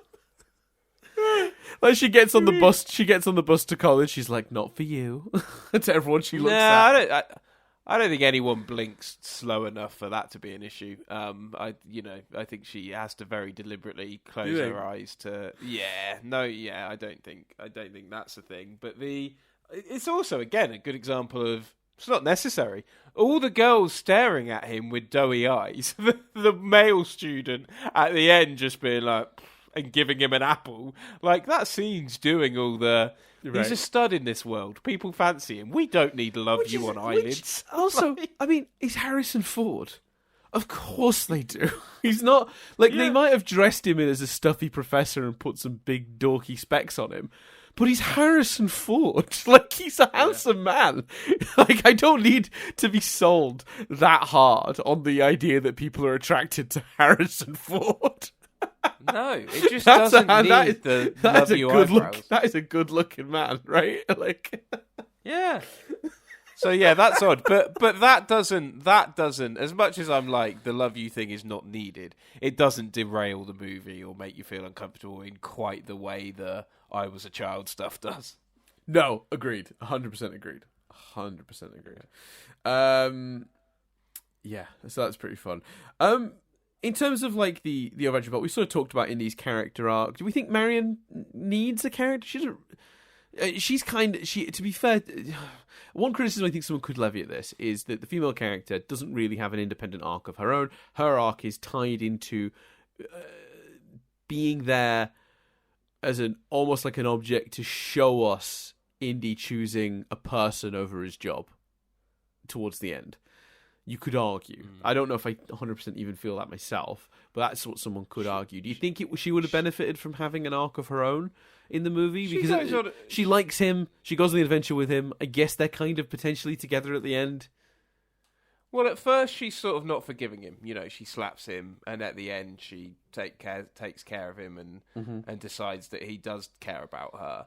But the problem with that arc is it's still intrinsically linked to the hero main character, male main character. So it's still not really, even the arc you can say she goes on isn't really, it still isn't good enough. Maybe you could have lent into the father stuff. Maybe you could have lent into her making the decision to go on the adventure stuff. I don't know. But yeah, I think you could do more with her, but at least she's not the damsel in distress. At least she can hold her own. You know, for the time, what they do is still a win. Yeah. Oh, it's just occurred to me, they do also do something else with her, which is a death fake out we haven't talked about. So for those who don't remember, I'll very quickly recap. There's a sequence in Cairo where they're found and chased, and she ends up hiding in like a basket, and the guys get it. And there's this quite comedic chase sequence where, they're in these like sort of alleyways. It's almost like a Scooby-Doo thing where you see them in the background carrying her, and Indy can hear her saying, "Indy," and he's like, "Which way do I go?" Like, there's a bunch of stuff like that. But it ends with this like absolutely insane choice, because I don't know what it does for the character arc or for the plot of the movie, where they do a death fake out where they put the basket in a truck, and then a sequence of events happens during a fight, an action sequence that leads to the truck exploding, and then it's just like, oh, Marion's dead, I guess. And I can't speak for audiences in 1981 who sat down and watched this movie for the first time. But I can tell you for an absolute fact, there is absolutely no way I've ever watched this movie and been convinced she's dead. Yeah, of course not. Yeah. It's just, like, they play it so straight, though. Like, they really want you to believe they've committed to this idea that she's dead. Like, they've really played up like he's sad drinking with a monkey. We'll talk about the monkey in a minute. But, like, they really want you to buy it. But I guess, is that just, I mean, what's the purpose of the death fake out? Why couldn't she have just been kidnapped? I guess is my point. I guess to some degree, Indy learns how he feels about her slightly in that moment. Like, he's so downbeat after, and he's got that great, where the Belev guy, whatever his name is, Bullock, is talking about, like, Belloc is talking about speaking to God, and he's like, well, let's meet him together. I got nothing better to do. Like, maybe you could argue that so much. Oh, it's fantastic. Oh, it's such a great delivery. So well acted between the two of them. So much tension, like the guns from everyone else in the cafe. Like, it's brilliant. And the conclusion as well, with the kids coming in to protect him because no one's going to shoot the kids. That's great too. Yeah, it's really clever. Lovely. So, like, we do see him affected by her death. So maybe there's some character growth stuff for him in there, maybe. Yeah, maybe. I just think I just don't think it adds a huge amount to what his plot is, and I don't think it to his arc. Sorry, but it also doesn't add much to the plot, like to the narrative. Like it's because, I guess it allows us to have a moment of peace because if he knows they've kidnapped her, then I guess you're forced to make him go after her. And then you're kind of completing his arc early because he's choosing her over the arc. Yeah, maybe. Yeah, that's a good shout too. Unless they do the thing, this would... I don't want to rewrite a classic, obviously, but one potential solution to that would have been, he knows she's kidnapped, and they go, but Indy, they got her, and he's like, yeah, well, we can get her back when we're getting the arc. And he carries on, and we re-establish him, because they do kind of do that when he finally finds her again, they have this sweet moment where she thinks he's rescuing her, and he's like, yeah, no, I can't do that yet. I need to, if I take you, they're going to be looking for us. I need to go find the ark, and then I guess I'll come back for you, which is a stupid, risky thing to do. And is a real dick move. And does he think he ever atones for that? Do they ever really discuss that? They mention it, right, later on? I don't know if they do, but the trouble is it's a dick move, but you absolutely understand, and I think she understands the logic. Like, it is the smart thing to do for not just the mission, but their safety. If he frees her in that moment, they are all over them, looking for him, looking for her again, and potentially, it's potentially going to be very deadly. Yeah, I guess so. I don't know. I thought that was a real dick move. But I guess that's the point, is like he's not quite ready to put her over the arc yet. Because if he'd got her out there and then and just gone, that's no more or less dangerous than trying to escape with the arc. Yeah, I suppose, yeah. Because presumably he's going to have to escape with her at some point. But it's like, I'm going to leave you in the hands of the Nazis for just a little longer so I can go find the ark. They might torture you in that time. Don't worry about it. It's pretty shitty. You'll be fine. Yeah, a little bit of light torture. We've all had a bit of light torture at the hands of the Nazi party. It's fine. Yeah, brutal. Yeah, I just saw my note. It says, finding the tomb using the map correctly is cool. Leaving Marion so not to raise suspicion, not cool. That's what I wrote. Let's talk about it apparently, because I listened to or read, I can't remember, and I assume it's in your triv, and I don't mean to steal triv from you, Dan. Go for it. But often I think sometimes what we do is when we do triv, we have to try not to do this as well. Sometimes when we do triv in the bulk of the episode, you then also read that triv at the end. Can we just do it twice? So we'll have to try not to do that. So that happens every now. I don't think that happens as often as you think. There have been a lot of times I've slipped it into the episode and then deleted it. But what happens is it's when I forget to hit delete, then I'll read it and be like, oh yeah, we've already done this one, and I'll I'll skim back over it. But or sometimes there's a subsequent piece of triv. So like we talk about the first half of the triv, and then there's something else at the bottom. So I'll recap the first one and then do the second one. That sometimes happens because sometimes the triv is linked. But yes, that does definitely happen sometimes. All fair. So one of the coolest scenes in the movie that people might not know was actually partly not originally scripted. Yes. So one of the coolest scenes in the movie and one of the funniest scenes in the movie is when the guy is setting up to have a big knife battle and a big full on battle in the streets with Indy, and Indy just decides to shoot him instead. just like that really cool moment where he's really gearing up for it, and he's like playing with his swords, and Indy just shoots him, and it's a fantastic scene. It's very, very funny. But what I'd heard on some YouTube clip or in the Wikipedia, I can't remember where, is that actually everyone had food poisoning, and everyone was getting really ill. So Harrison Ford was like, "Shall I just shoot him to sort of get through the day a bit quicker?" And Spielberg loved it, and so that's what they did. And just it's one of the most, I assume, one of the most iconic moments in the movie, and it came because everyone had the runs or everyone had food poisoning. Brilliant. And this is another example of where it might have come back for a second reason, because everyone having the runs is actually a very funny bit of trivia specifically for this movie, because the only person who didn't was Spielberg, because he'd brought his own food, tinned beans and various things. He'd come with a supply. Brilliant. So Spielberg was the only one not ill. But yes, the famous fight scene indeed was not... It didn't play out how it did in the original script. The what I've got here is Ford was supposed to use his whip to whip the sword out of the attacker's hands.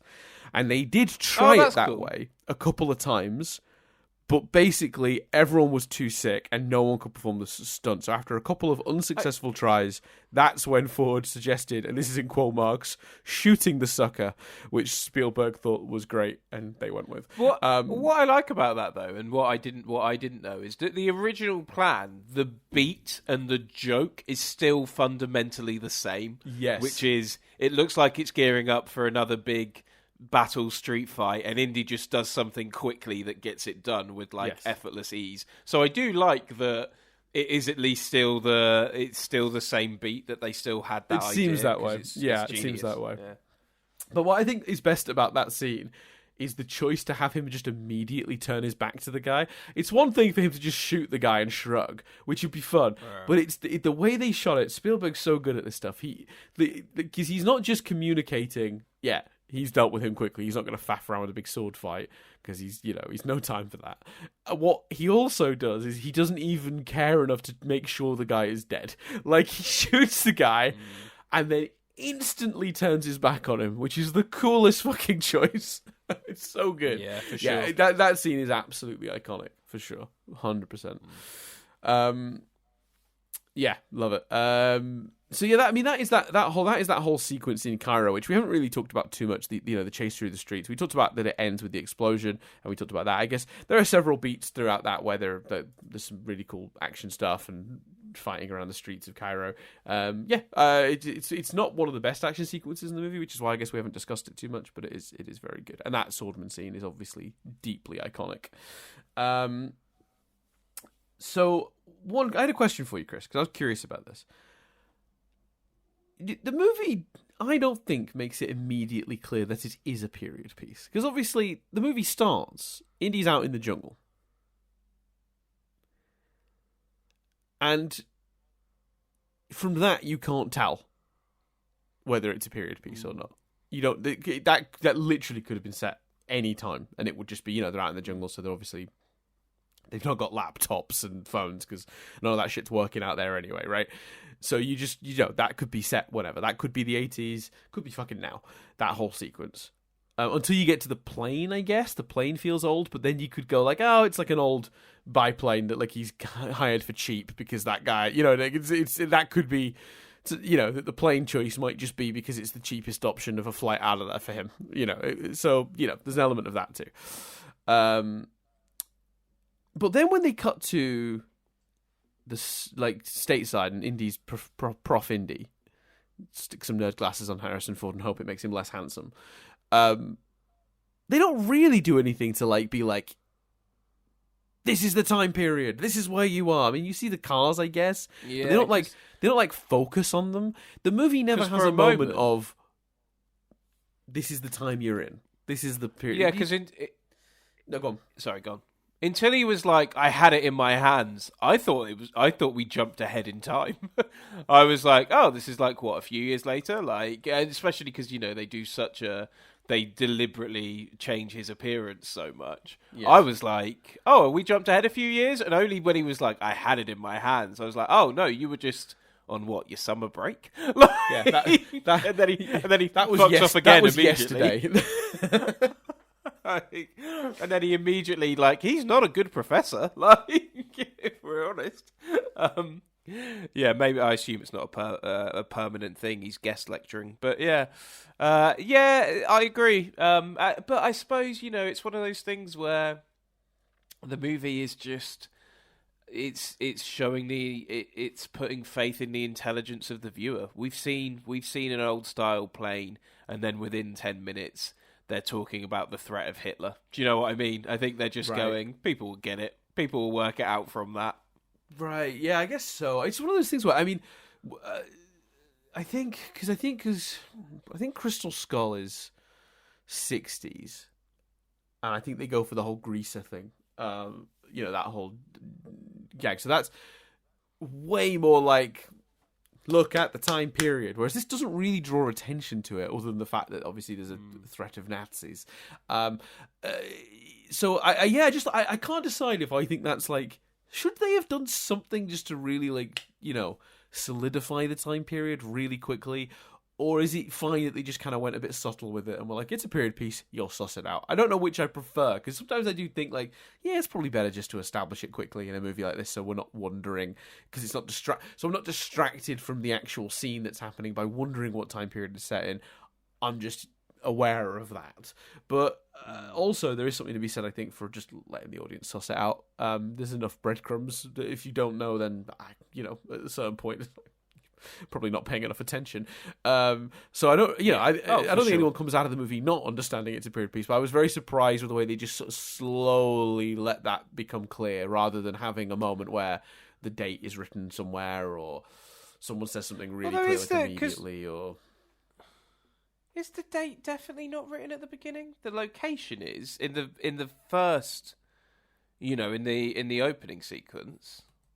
Is it? I've got it up here. Let me see. Down so I don't get. Oh yeah, we haven't talked about Alfred Molina's. Yeah, it is South America, 1936. Oh really? 2 minutes 44 in. Yeah. Then everything we just talked about once again.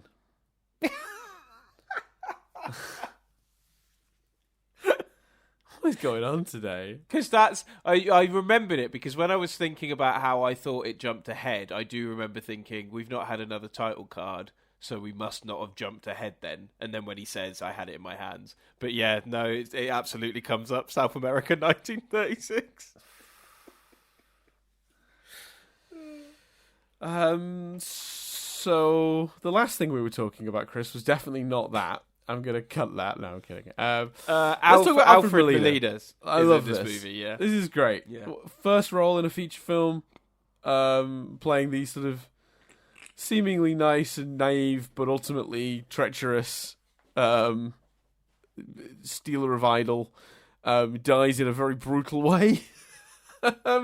You get quite attached to that character very quickly. It's just a shame when it doesn't work out. I think he's very good in this movie, considering that it's like one of his first roles. Do you not think you get attached a little bit more, though, because you know it's Alfred Molina? Maybe, but when he's like, you know, like I tell you what it is. I think I get I get a little attached because I'm sort of going, well, Indy sort of cares about this guy enough to protect him. He's a bit bumbling, but he seems mostly good-natured. But it's like, because he keeps nearly stepping into traps, and Indy keeps being the one to save him. I don't know. You just sort of become a bit weirdly protective of him, I think. I think that would still be to some degree true, regardless of who's playing the character. But yeah, you're right.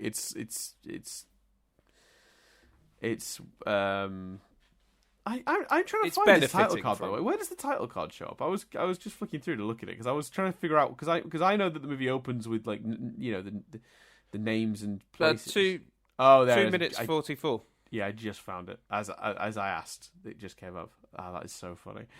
It's fucking huge too. It's not even like. No. I was really hoping it would be tiny letters, and I could say that's why I missed it.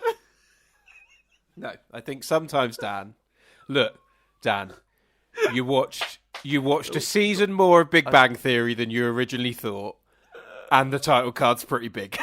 Okay, I think you're gonna have an easier day if you just accept these facts.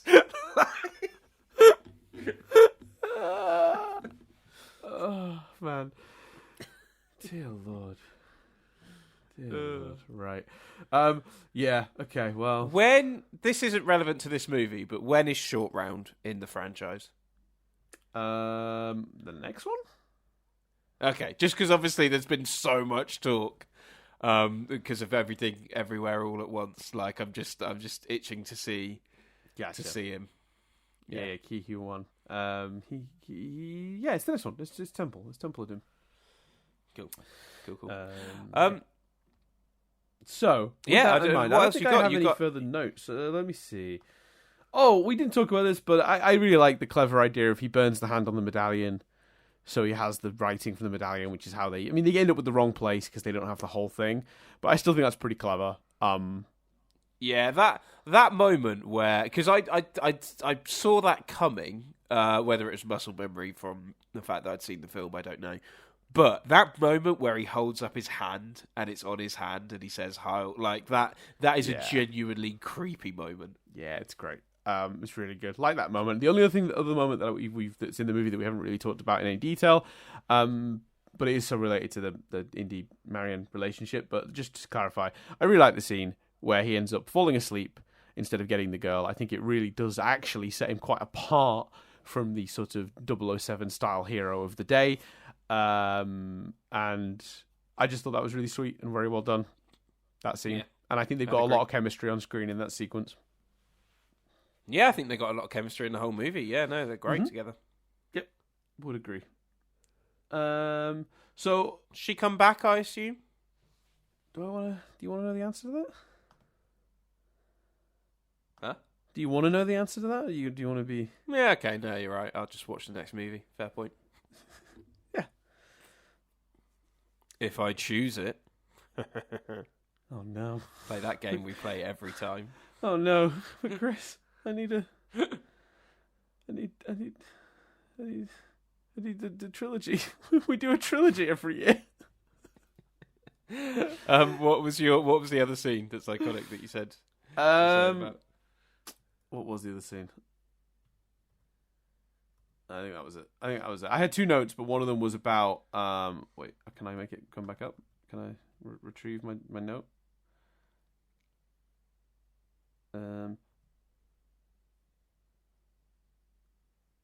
Oh no, it was just a note about the opening and how it was like a sort of mini adventure romp on its own, and it would work as a short film. And it's the content of that opening scene has inspired 1,000 things since. Yeah. But we'd already talked about that, so I skipped over it in the end. Should we do Triv then, Chris? Let's Triv it up. I'm gonna give you some trivia.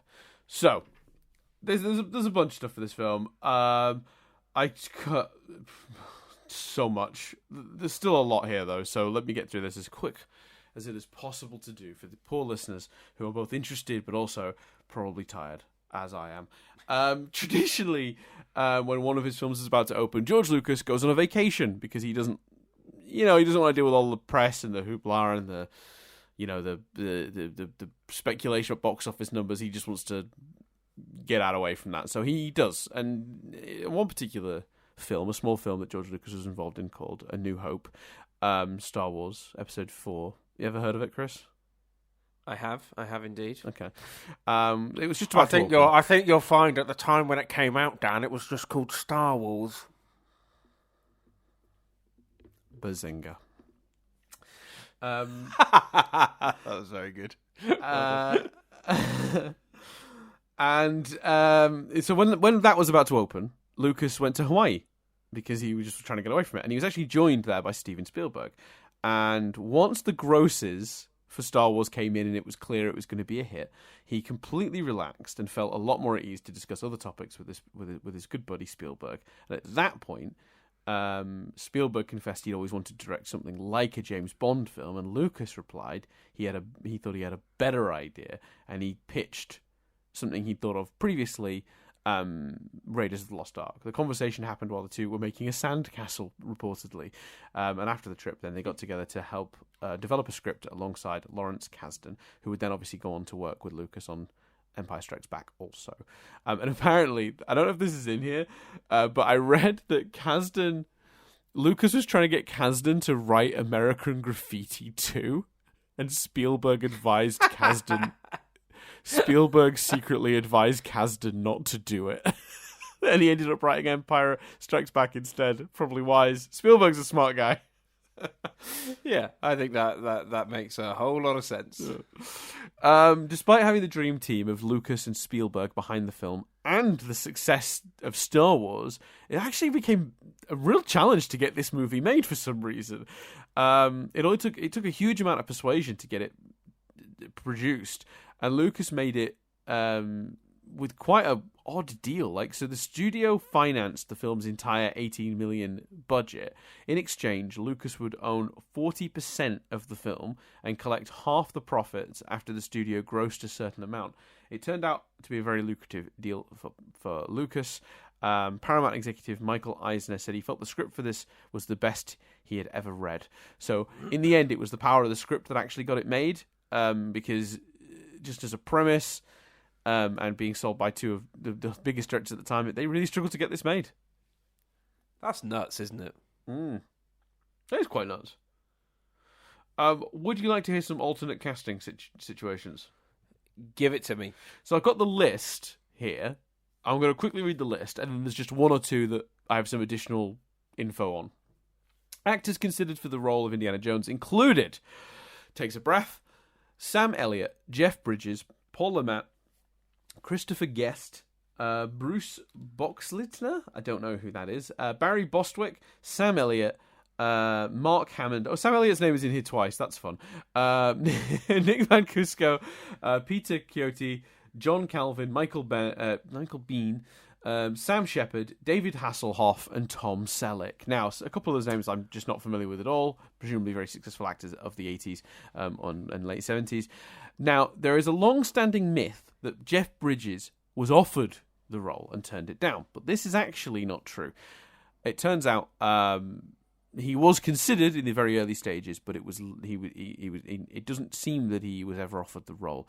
There's even speculation he didn't even end up auditioning for it. So I'm not interested in seeing any of those, seriously. The only one that I would see in a fucking okay is David Hasselhoff, obviously. Yeah. Yeah. Agreed. Sam Neill would actually go on to play a character with an iconic cat in a Spielberg-directed movie, Jurassic Park, 1993. So he did get to work with Spielberg. There you go. In the end. So Harrison Ford, was always Spielberg's number one choice for the role. The problem was Lucas was resisting, because he had noted how his other colleague and friend Martin Scorsese had earned a reputation for casting De Niro in most of his movies. He didn't want Ford to be known as what he called my Lucas Bobby. I get that. If you cast... Because obviously Harrison Ford had been in Star Wars. Harrison Ford had been in American Graffiti. If he worked with Harrison again, even from a producing perspective, it just would start to seem like he was putting him in everything. But yeah. The second choice, Spielberg's second choice, was Selleck. And Spielberg was happy enough, it seemed, for a time to go with that. But the problem was, Selleck couldn't take the role either, because it turned out his contract for Magnum P.I. required him to be sort of ready for shooting for the second series. So he couldn't do it. But the irony being that he was in Hawaii waiting to shoot Magnum P.I. while they were finishing shooting Raiders, which means, physically speaking, Selleck was in fact free to do it in the end. Wow, God. But because of the way that the Magnum P.I. production had gone on, he was not available, contractually, to do it, even if it turned out they didn't need him until after Raiders finished shooting. So technically he could have done it. Now, just to rub salt in the wound, the writers of Magnum P.I. did an episode about 7 years later, called Magnum P.I. and the Legend of the Lost Art, which parodied Raiders of the Lost Ark, and they gave him a hat, a whip, and bobby traps. Bobby traps? Oh, that's God, I'm dying. phenomenal. Booby traps. Sorry. I'm looking up an image of that. Needless to say, if Selleck had played the role of the character, he would have had the mustache because he needed that to play Magnum P.I., so he wouldn't be able to shave it off. So that would have given quite a different vibe. Oh, that's brilliant. Great, Fair right? play. Yeah. So because of all this faff with Tom Selleck, because, Lucas didn't want Ford, second choice was Selleck. Selleck couldn't do it. By the time they actually just decided to just go with Ford anyway, they were less than 3 weeks before principal photography was going to begin. So Harrison Ford was a very late addition to the movie. 3 weeks before production is quite shocking. I wonder how... See, people say that Harrison Ford is grumpy, but he, no one's getting cast 3 weeks before and thinking they're the first choice. So fair play to him, right? For being like, nah, I'll do it. Yeah. And I think it probably helped that he probably knew that the reasons for him not wanting to be cast were sensible. I do know why George Lucas was resisting it, but he was clearly Spielberg's first choice from pretty early on, it seems. So, he must have had some comfort in knowing that that was the situation. I assume they'd talk to him about it. But yeah, I 100% agree with you. 3 weeks before the movie production, he just sort of got on with it. Like, yeah, fucking hero. And we'll hear more about why Harrison Ford is an absolute badass and a hero later on. So, in terms of the casting for Marion, they kind of set it up in a way where, depending on who got it, Selleck or Ford, they would cast a different person as Marion. Because they thought Sean Young, who'd screen tested with Tom Selleck, had a lot of chemistry with him, but not so much with Ford. Whereas Karen Allen, who didn't actually, it doesn't seem she ended up testing with. No, she must have tested with, based on this trivia, she must have tested with Harrison Ford, but she also tested with someone called Tim Matheson and John Shea. But basically, the casting kind of went between those two. Based on who was going to get Indy, which makes sense. And ironically, Sean Young ended up being in a movie with Harrison Ford later on anyway, Blade Runner. But other names considered in the early sort of discussion for that character, Jane Seymour, Barbara Hershey, Lisa Eilbacher, Mary Steenburgen, who I love, and I do like her very much. I would have liked to see that. Amy Irving, Dee Wallace, Valerie, I don't know how to pronounce this surname, Bertinelli. Okay, I can pronounce that, it turns out. Linda Pearl, Patty, de Brandville, Michelle Pfeiffer and Deborah Winger. These are all people that were considered for Marion. Many names, again, of the era that I'm just not that familiar with, but I'm sure to some listeners, they're like, oh, that person. I kind of a little bit taken with the idea of Mary Steenburgen. Obviously... Yeah, I think that would have been good. Back to the Future love interest, sort of, yeah, I think she's very charming. I think I'd have believed her in that role. I don't think I'd prefer her over who we got, but if we're doing alternate casting, that's the one I'd be most interested in seeing. Yeah, I'd agree with that. So, Indy, there's a couple of moments in this that were sort of improvised on the spot. We already talked about the swords, but Indy's line to Marion where they're on the ship, and he says, "It's not the years, honey, it's the mileage," was apparently entirely ad-libbed by Harrison Ford, and it's one of my favourite lines of the movie. God, that genuinely makes me go, maybe Harrison Ford should write something. Like, yeah, he's great. A genius. The guy's a genius. Yeah, 100%. Speaking of, he did most of the stunt work himself, including the scene in which he got dragged behind the truck. He sustained several bruised ribs from the stunt, and later said, "If the stunt was dangerous, we wouldn't have done it." Fucking lunatic. Speaking of Harrison Ford being an absolute badass and just not caring about injury, the out-of-control airplane did actually run Harrison Ford's knee over and tore a ligament in his left leg. Jesus, that man is always getting injured for these movies. It's crazy, right? Lucky for him, the heat had turned the rubber tire soft, so it didn't crush the bone, because that would have been much, much worse. But rather than submit to Tunisian healthcare, I'm not sure what the writer of this is implying. Is the healthcare poor in Tunisia? It's a strange way to phrase it, but I'm going to read it out as it's written. Ford just had his knee wrapped in ice and carried on. Oh, God. Madness. That is crazy. I kind of love Harrison Ford. Just a little bit. Oh, yeah, you got it. You got to love Harrison Ford. The man's incredible. Yeah. freeze framing during the Well of Souls scene, you'd actually notice a golden pillar with a tiny engraving of R2-D2 and C-3PO from Star Wars. They're also visible on the wall behind Indy when they first approach the Ark. That's fab. Didn't know that. That's brilliant. Yeah, that's good stuff. Oh yeah, we'll skip that one. We've already talked about that one. When filming the snake scene, inside the Well of Souls, they used 7,000 snakes, and numbers, blah blah blah, 160 pairs of glasses. Daniel Radcliffe movie. I'm tired of it myself now. At this point, it may stop soon because I'm now starting to bore of it. Finally, I was going to say, if you're tired of it, Dan, I've got the perfect answer for that. You could stop. I could stop and then just wait until to surprise you with it again in like 6 months when I've remembered again. Just lull you into a false sense of security. So amongst the 7,000 snakes, the only ones that were venomous were the cobras. Thankfully, no cobra ever bit anyone on set, but I cannot say that's true of the pythons. First assistant director David Tomlin's hand was bitten very heavily by a python. It would not let go. He calmly, apparently, asked someone to grab the python that was still attached to his hand by the tail and sort of shake it, or whip it so that the snap would send a wave up the snake's body and force it to let go. A stagehand did just that, and the python released its bite from Tomlin's hand. He did get medical attention, and the python reportedly was not injured during this. Wow, fair play.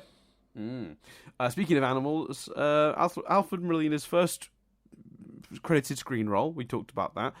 His first day of filming involved being covered in tarantulas. I love that was his first day. Yeah, but he must have been so excited. Do you know what I mean? That was just like he was being directed by Spielberg. Like, I guess that's the dream, isn't it, mate? I think I don't like spiders. I'm like Indy with snakes. Indy doesn't like snakes. I don't like spiders. I don't want a giant spider. Really? You wouldn't get covered in spiders to be in a movie directed by Steven Spielberg? I'd really have to think about that. Oh, wow. Fair play. Yeah, not a big fan of spiders. Although they always say, like, sort of like, was it aversion therapy or whatever, they if you're scared of heights, they take you up somewhere high. Yeah. And they make you unscared of it by making you face the fear. So I guess maybe I'd think of it, trying to frame it as a opportunity to, yeah. Most things don't bother me. Spiders, not a fan. Fair play. Yeah, not fussed by rats, snakes. When I see those trials on I'm a Celebrity, where they're covered in like, rats and snakes and cockroaches, I'm just like, don't love cockroaches, but I could probably do most of that. I'd struggle with the spiders. I feel that way. The only thing I don't like about those challenges, and the only thing I'd be like freaked out by, is the notion of one of those bugs getting in my ear. I wouldn't like that. Oh yeah, that sounds unpleasant. Yeah, that's true. Yeah, you're right. Anyway, monkey raising its paw and saying, in his own language, Heil Hitler, was thought up by George Lucas and is one of Steven Spielberg's 2 favourite scenes in a video box set. We've not talked about the monkey. Yeah, I'll finish this trip. We'll just talk about the monkey in general, because I'm fascinated by the monkey and its choice in this movie. The other scene that Spielberg's favourite from this movie is the "Where Doesn't It Hurt" sort of scene in the ship, which I love. He said he's talked about that multiple times. In Empire magazine, Frank Marshall said that the way they got the monkey to do the Nazi salute was by putting a grape on a fishing pole and getting the monkey to reach for the grape that was dangling just out of reach of the camera. It took 50 takes before it looked like a Nazi salute. The monkey was voiced by Frank Welker, who provided all of its sort of chattering sounds and noises, including the sort of version of Zeke Heil that the monkey sort of chirps out when it raises its paw. Now, very first thing about the monkey is you might have thought the monkey sounded familiar to you, Chris, because I certainly did, and it's because Frank Welker provided the voice of the monkey in Aladdin, Apu. Abu, not Apu. Apu is the Simpsons. Abu is the monkey from Aladdin. So Abu's voice comes from the same gentleman, voice artist Frank Welker. And I did when I was watching this, I was like, he sounds just like. And I started wondering, did they reuse some of these sounds in Aladdin? Like, what happened here? And then I just found out it was the same guy, which makes a lot of sense. It does. Let's talk about the monkey. The monkey that's sort of betraying them, but then dies. It's very strange. I was going to say, whose side is this monkey on? Yeah. Like That took up a lot of my thought process for the movie, because he seems to genuinely have affection for her. He seems to genuinely be comforting Indy, but then he is also doing, Nazi salutes. Like, yeah, what's going on with this there's monkey? that guy with the eye patch that seems to be his true master, so to speak, that he's communicating with. Very odd. I have no answers for you, Chris. I find the monkey stuff really bizarre. Yeah, it's odd, but I love it. I love its ambiguity. Like, to be honest, I think it's very entertaining. I'm fine with it. Yeah, I just think the monkey's just that good of an actor that, if I'm guessing what I think's going on here, I think this is an evil monkey. I think this is a Hitler monkey. This is a Nazi monkey, and it's just very good at pretending like it cares and wants to be on their side. I understand why you might want to believe that the monkey's on their side, because wouldn't we all? I do want to, but I think I'd settle for the same conclusion as you ultimately. I think. Yeah. I think that's what we have to infer from the text. But yes, I do enjoy the monkey. I do enjoy the monkey very much. Although the Nazis speak German in several scenes, because the actors spoke very bad German with strong American accents and didn't really bother to do that, they had to redub all of those lines in Germany, where audiences would definitely notice that. So all the German lines were redubbed for the German versions of the film. Some lines were actually apparently just flat out wrong, like the translations were just like gibberish. So on recent DVD releases, they've corrected all of that as well. Wow. So yeah, the majority of German lines seem to be spoken by native German speakers with slight South German accents. I assume that also means for the UK releases now, and like the other releases in English speaking countries. So yeah, they've adjusted it over time and sorted it out. No, fair play. That's the right thing to do, I think. Yes. This is another one of those things where we kind of touched on this, but I'll give you the full details. The scene where Marion puts on her dress and attempts to leave Belloc's tent was improvised, as was the entire plane fight, which is one of my favorite action scenes, if not my favorite in the whole movie, so that's fun. The script called for Marion to shed her conservative Egyptian garb and don a revealing dress, ick to whoever wrote those words, to heighten the tension when they're fending off the snakes. I guess they thought if she was like not thoroughly clothed, more skin for the snakes to bite, maybe. They thought that might... I assume so, It feels flimsy. It's still uncomfortable, but I think that is the logic of the movie. But the script apparently didn't actually have a scene that explained how she ended up in such a dress. So in order to get her in the dress, Karen Allen and Paul Freeman, who play Belloc and Marion, improvised the scene where she hides a knife with the older clothes, that she tries to take off and seduce Belloc and escape. And that whole scene was apparently completely added. And it gave the character a plausible reason to be in the dress. So the scene that we were like, wasn't even in the script, it doesn't sound like. And it was added just to give an excuse for why she's in the dress. They thought it would be a good idea as well to call back to the drinking scene that introduced her character at the beginning of the movie, which I do agree is a nice moment. Yeah, I think that's fair. Mm-hmm. The sinister Gestapo agent, whose name is written Tont, but is apparently just pronounced Todd, which is I find quite funny. His sort of visual appearance, notably the hairline and glasses and the circular frames, deliberately based on Heinrich Himmler, the head of the SS Nazi organization in Germany and one of the regime's most infamous criminals for his central role in the Holocaust. Odd to invoke the specific look of an exact individual, but yeah, I guess so. Yeah, fair enough. Yeah. The models used for the German U-boat were actually rented from the production company that was making Das Boot in 1981 in the same area at the same time. The company, however, had forgotten to tell the crew of Das Boot that they'd rented their boat out to a different production, and they were surprised to find the model suddenly missing. And I imagine at least one person shat themselves. Like, oh, fuck. Yeah. Yeah. On both sets, people were shitting themselves at all times.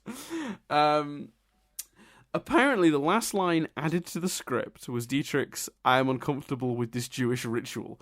Because after reading the script, the screenwriters realised that there was no mention of the Jewish people or the Nazis' hatred of them. Did it need that? Yeah, I don't think it necessarily did. But... I think from context, I understand Nazis bad and their whole ideology. I don't think I need the movie to. But sure, fine. You know what? I'm not going to question that.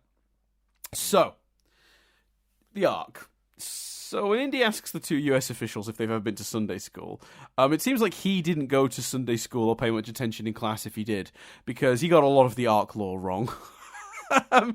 Did he? Yeah, so the Ark, I mean, I say him, the script, but like through process, Indy's the one who exposits this information. So the character of Indiana Jones is wrong, but the reality is that the screenwriters either changed deliberately because it didn't fit what they wanted to do with the movie, or just flat out didn't know the reality of the Ark. The Ark doesn't contain the pieces of the stone. It contains the second set that were carved after Moses broke the first set. It's also supposed to contain a bowl of manna and a flowering staff. I'm not even really sure what that is, but there it is. It had been carried into battle around the walls of Jericho, which fall when trumpets are blown. But there is nothing in the Bible about it leveling mountains or shooting death rays. Oddly enough, Indy doesn't tell them about the two most important precautions one must take when dealing with the Ark. You're not supposed to touch it, according to Samuel 6, chapter 6, verse 6, line 7, or whatever it is. And you're not supposed to look into it, which is a few lines later in that same Bible chapter. Though, he does apparently remember the last, rule in the climax of the movie, because then he suddenly tells Marion not to look at it. So he doesn't mention it at the beginning, but it does explain why throughout the movie they lift it with sticks and it's inside of another box, and you're not really supposed to interact with it. So yeah, the reason for these prohibitions on interacting with the Ark, because the Ark symbolizes the presence of God serving as his throne or footstool. Happily, the Ark in the movie does appear to be a replica. Sorry. I've lost where I'm reading on this. It does appear to be an accurate replica of drawings that have of it, as do the priestly robes that Belloq dons. I did find Belloq's robes weird. I don't think I had too much of an opinion on the robes, to be honest. But yeah. Well, it's like if he's a historian or whatever, an archaeologist looking to find this dig. I find it strange that he's like,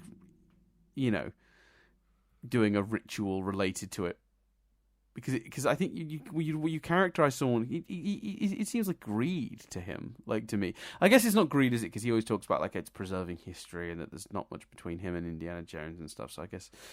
Which is a really powerful moment. I really did like that moment, and Indy's moment there where he doesn't shoot it and all that stuff. I thought was very well executed. Yeah, I think that's one of the best scenes in the movie. And also, we didn't talk about this. The movie doesn't really end on an action sequence, like at all.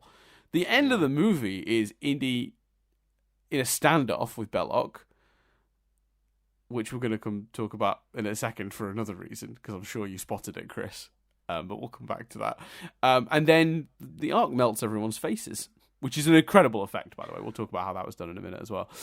Yeah, there's no action scene. It's a character moment that ends this movie, and a character choice. Yeah, it is. But it is visually the Ark releasing all the light and melting everyone and all the fire. Right. And whilst it's not a chase, it is an action sequence in a way, isn't it? It's a set piece for sure. Yeah, it's definitely a visual spectacle. 100%. But it's not like some sort of like fight between the good guy and the bad guy over a thing. It's like, it's just the bad guys getting their comeuppance, I guess. The melting of Todd's head was done by exposing a gelatine and plaster model of the actor's head to a heat lamp under a cranked camera, and then speeding up the footage. Dietrich's crushed head was a hollow model from which the air was withdrawn. Apparently the reason they cover it in fire was because they originally got a really heavy rating. They got like an R. I don't think the PG-13 existed yet. I think it was just PG or R, and they got like the high rating. They got the they got the one that would have really restricted who could see the movie, and instead they put a fire effect over the exploding head to get the rating lowered, which is pretty fun.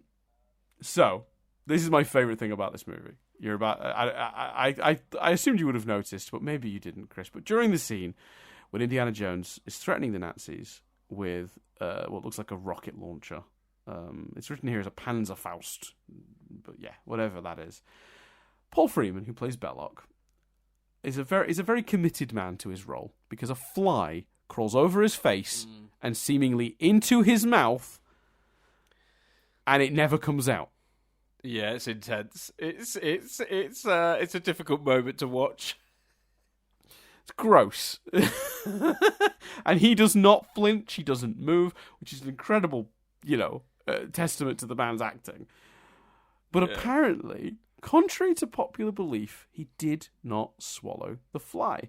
Freeman explained in an interview a few years later that the fly flew off at about the instant he uttered the word bad. But Spielberg had found the whole thing quite funny and decided it would be even funnier to cut out just a couple of frames so it would look like the fly doesn't go away.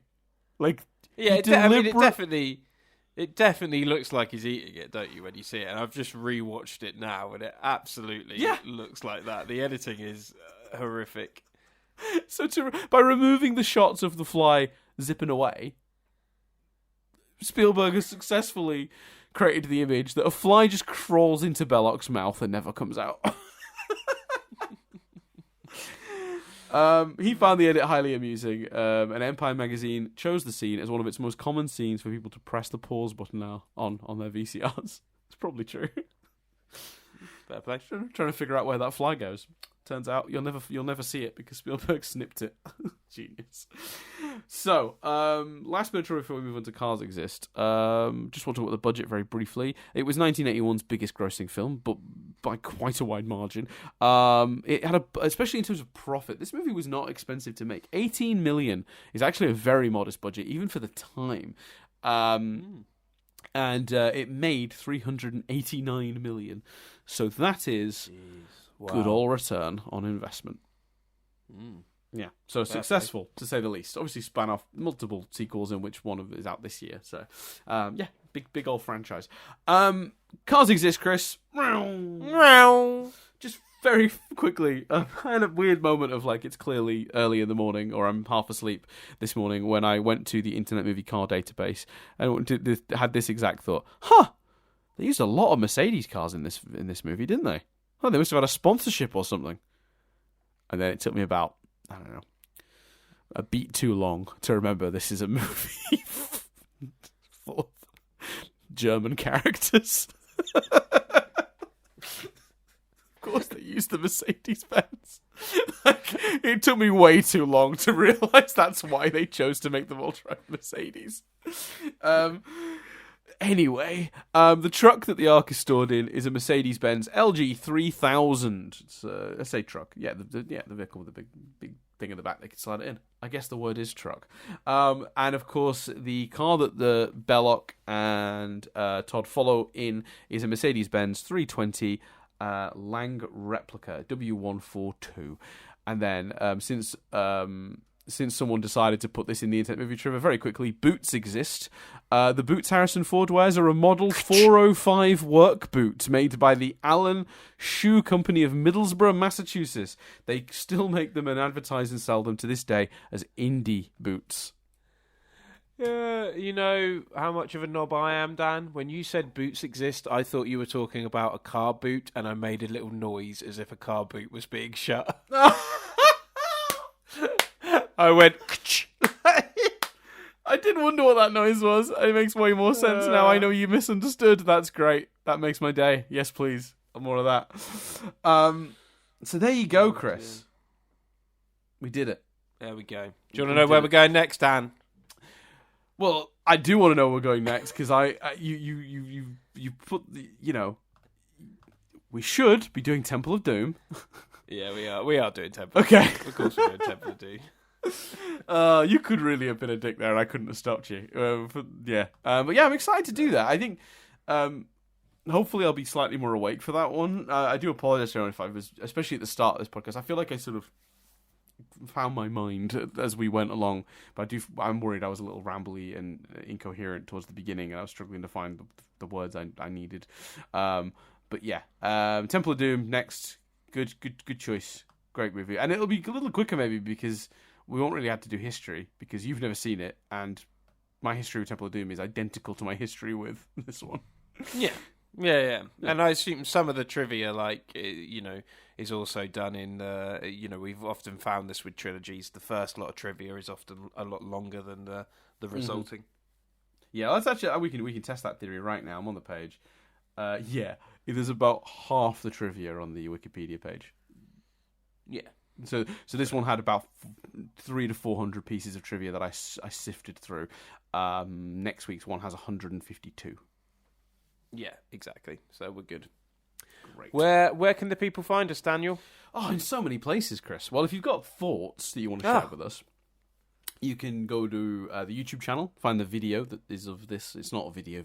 You can't see us. It's just a video version of this podcast as an image related. You can go underneath and comment down there if you have any thoughts on why the points in which we both chose to stop watching Big Bang Theory. Did we figure out yours? I don't think we did we? I think mine's difficult because I think I actively stopped watching, by the looks of it, around season 6, season 7. But I know that I then did later, like years later, I think when the show was ending, I did put it on as background watching on Netflix. And by the looks of that, got to about season 9, but then did stop. And I think it got to, the show as a whole got to season 14 or something? Mm-hmm. Yeah, I think so. So yeah, actively week to week, season 6. Haven't seen beyond season 9. Gotcha. There you go. Mystery solved. So if you have thoughts on that, you can go to the YouTube channel and put the comment underneath. You can also email us, mail@nothingbutstatic.co.uk. You can get us on Patreon, patreon.com/nothingbutstaticuk. If you wish to support the show, you can do it for as little as $1 a month or more if you're feeling like generous. But we always say, we always steal the phrase that they use on the Weekly Planet, which is give whatever, if it was to fall out of your pocket, you literally wouldn't even notice. Like, if you wouldn't miss it, then that's helpful and lovely if you wish to support what we do here. Other ways you can do it that aren't financial, if you would miss as little as $1 a month, you can support us in other ways. You can keep listening, you can tell a friend, you can like and review on the various podcast platforms of your choice. They usually have a review platform of some sort. And I always say, if you leave a written review on like iTunes or whatever, tell us what your Rewind reviews are. Like, tell us movies that you watched as a kid that you've either come back to recently or are scared to because you're worried they kind of suck now. Yeah, great. And of course, for those of you who have chosen to support us on Patreon, there are benefits to that. Special podcasts, such as Nothing But Lyrics, which I don't know if it'll be up by now, but there's we're soon, probably not. We talked about maybe doing it today. I'm not sure that'll happen now, but we're soon to record a third one. I'm going to tease Chris now that a song so inexplicable in its lyrics that the studio publishing it panicked and re-recorded it with completely different lyrics before they put it out, and then went with the originals because they were catchier, even if they made no sense. So there are 2 recordings with 2 sets of lyrics for this song. Oh, wow. And which are we analysing? The what came out, or well, we'll analyse we'll analyse what came out, because those are the lyrics that make no sense at all. But I will briefly go over the sensible lyrics, the ones that actually make sense. But that wasn't what was released. Funnily enough, what they ended up releasing was the gibberish ones because they were slightly catchier. Okay, cool. So I'm very excited to talk about that. So yeah, so It's Nothing But Lyrics is like a little bonus podcast we do on our Patreon that's only accessible if you're supporting what we do. We keep threatening to do the second episode of Nothing But Claps as well, but also you get episodes of this a week early. So if you'd like to hear us talk about Temple of Doom right now, you can go over to Patreon, unless you're already listening to this on Patreon, in which case you're already a cool guy. Thanks, dude. I think that's everything. Did I do everything? Yeah, I think so. Yeah, you said everything. Yeah. So in that case, I've been Chris Billingham. I've been Dan Doolan. And this review has been rewound.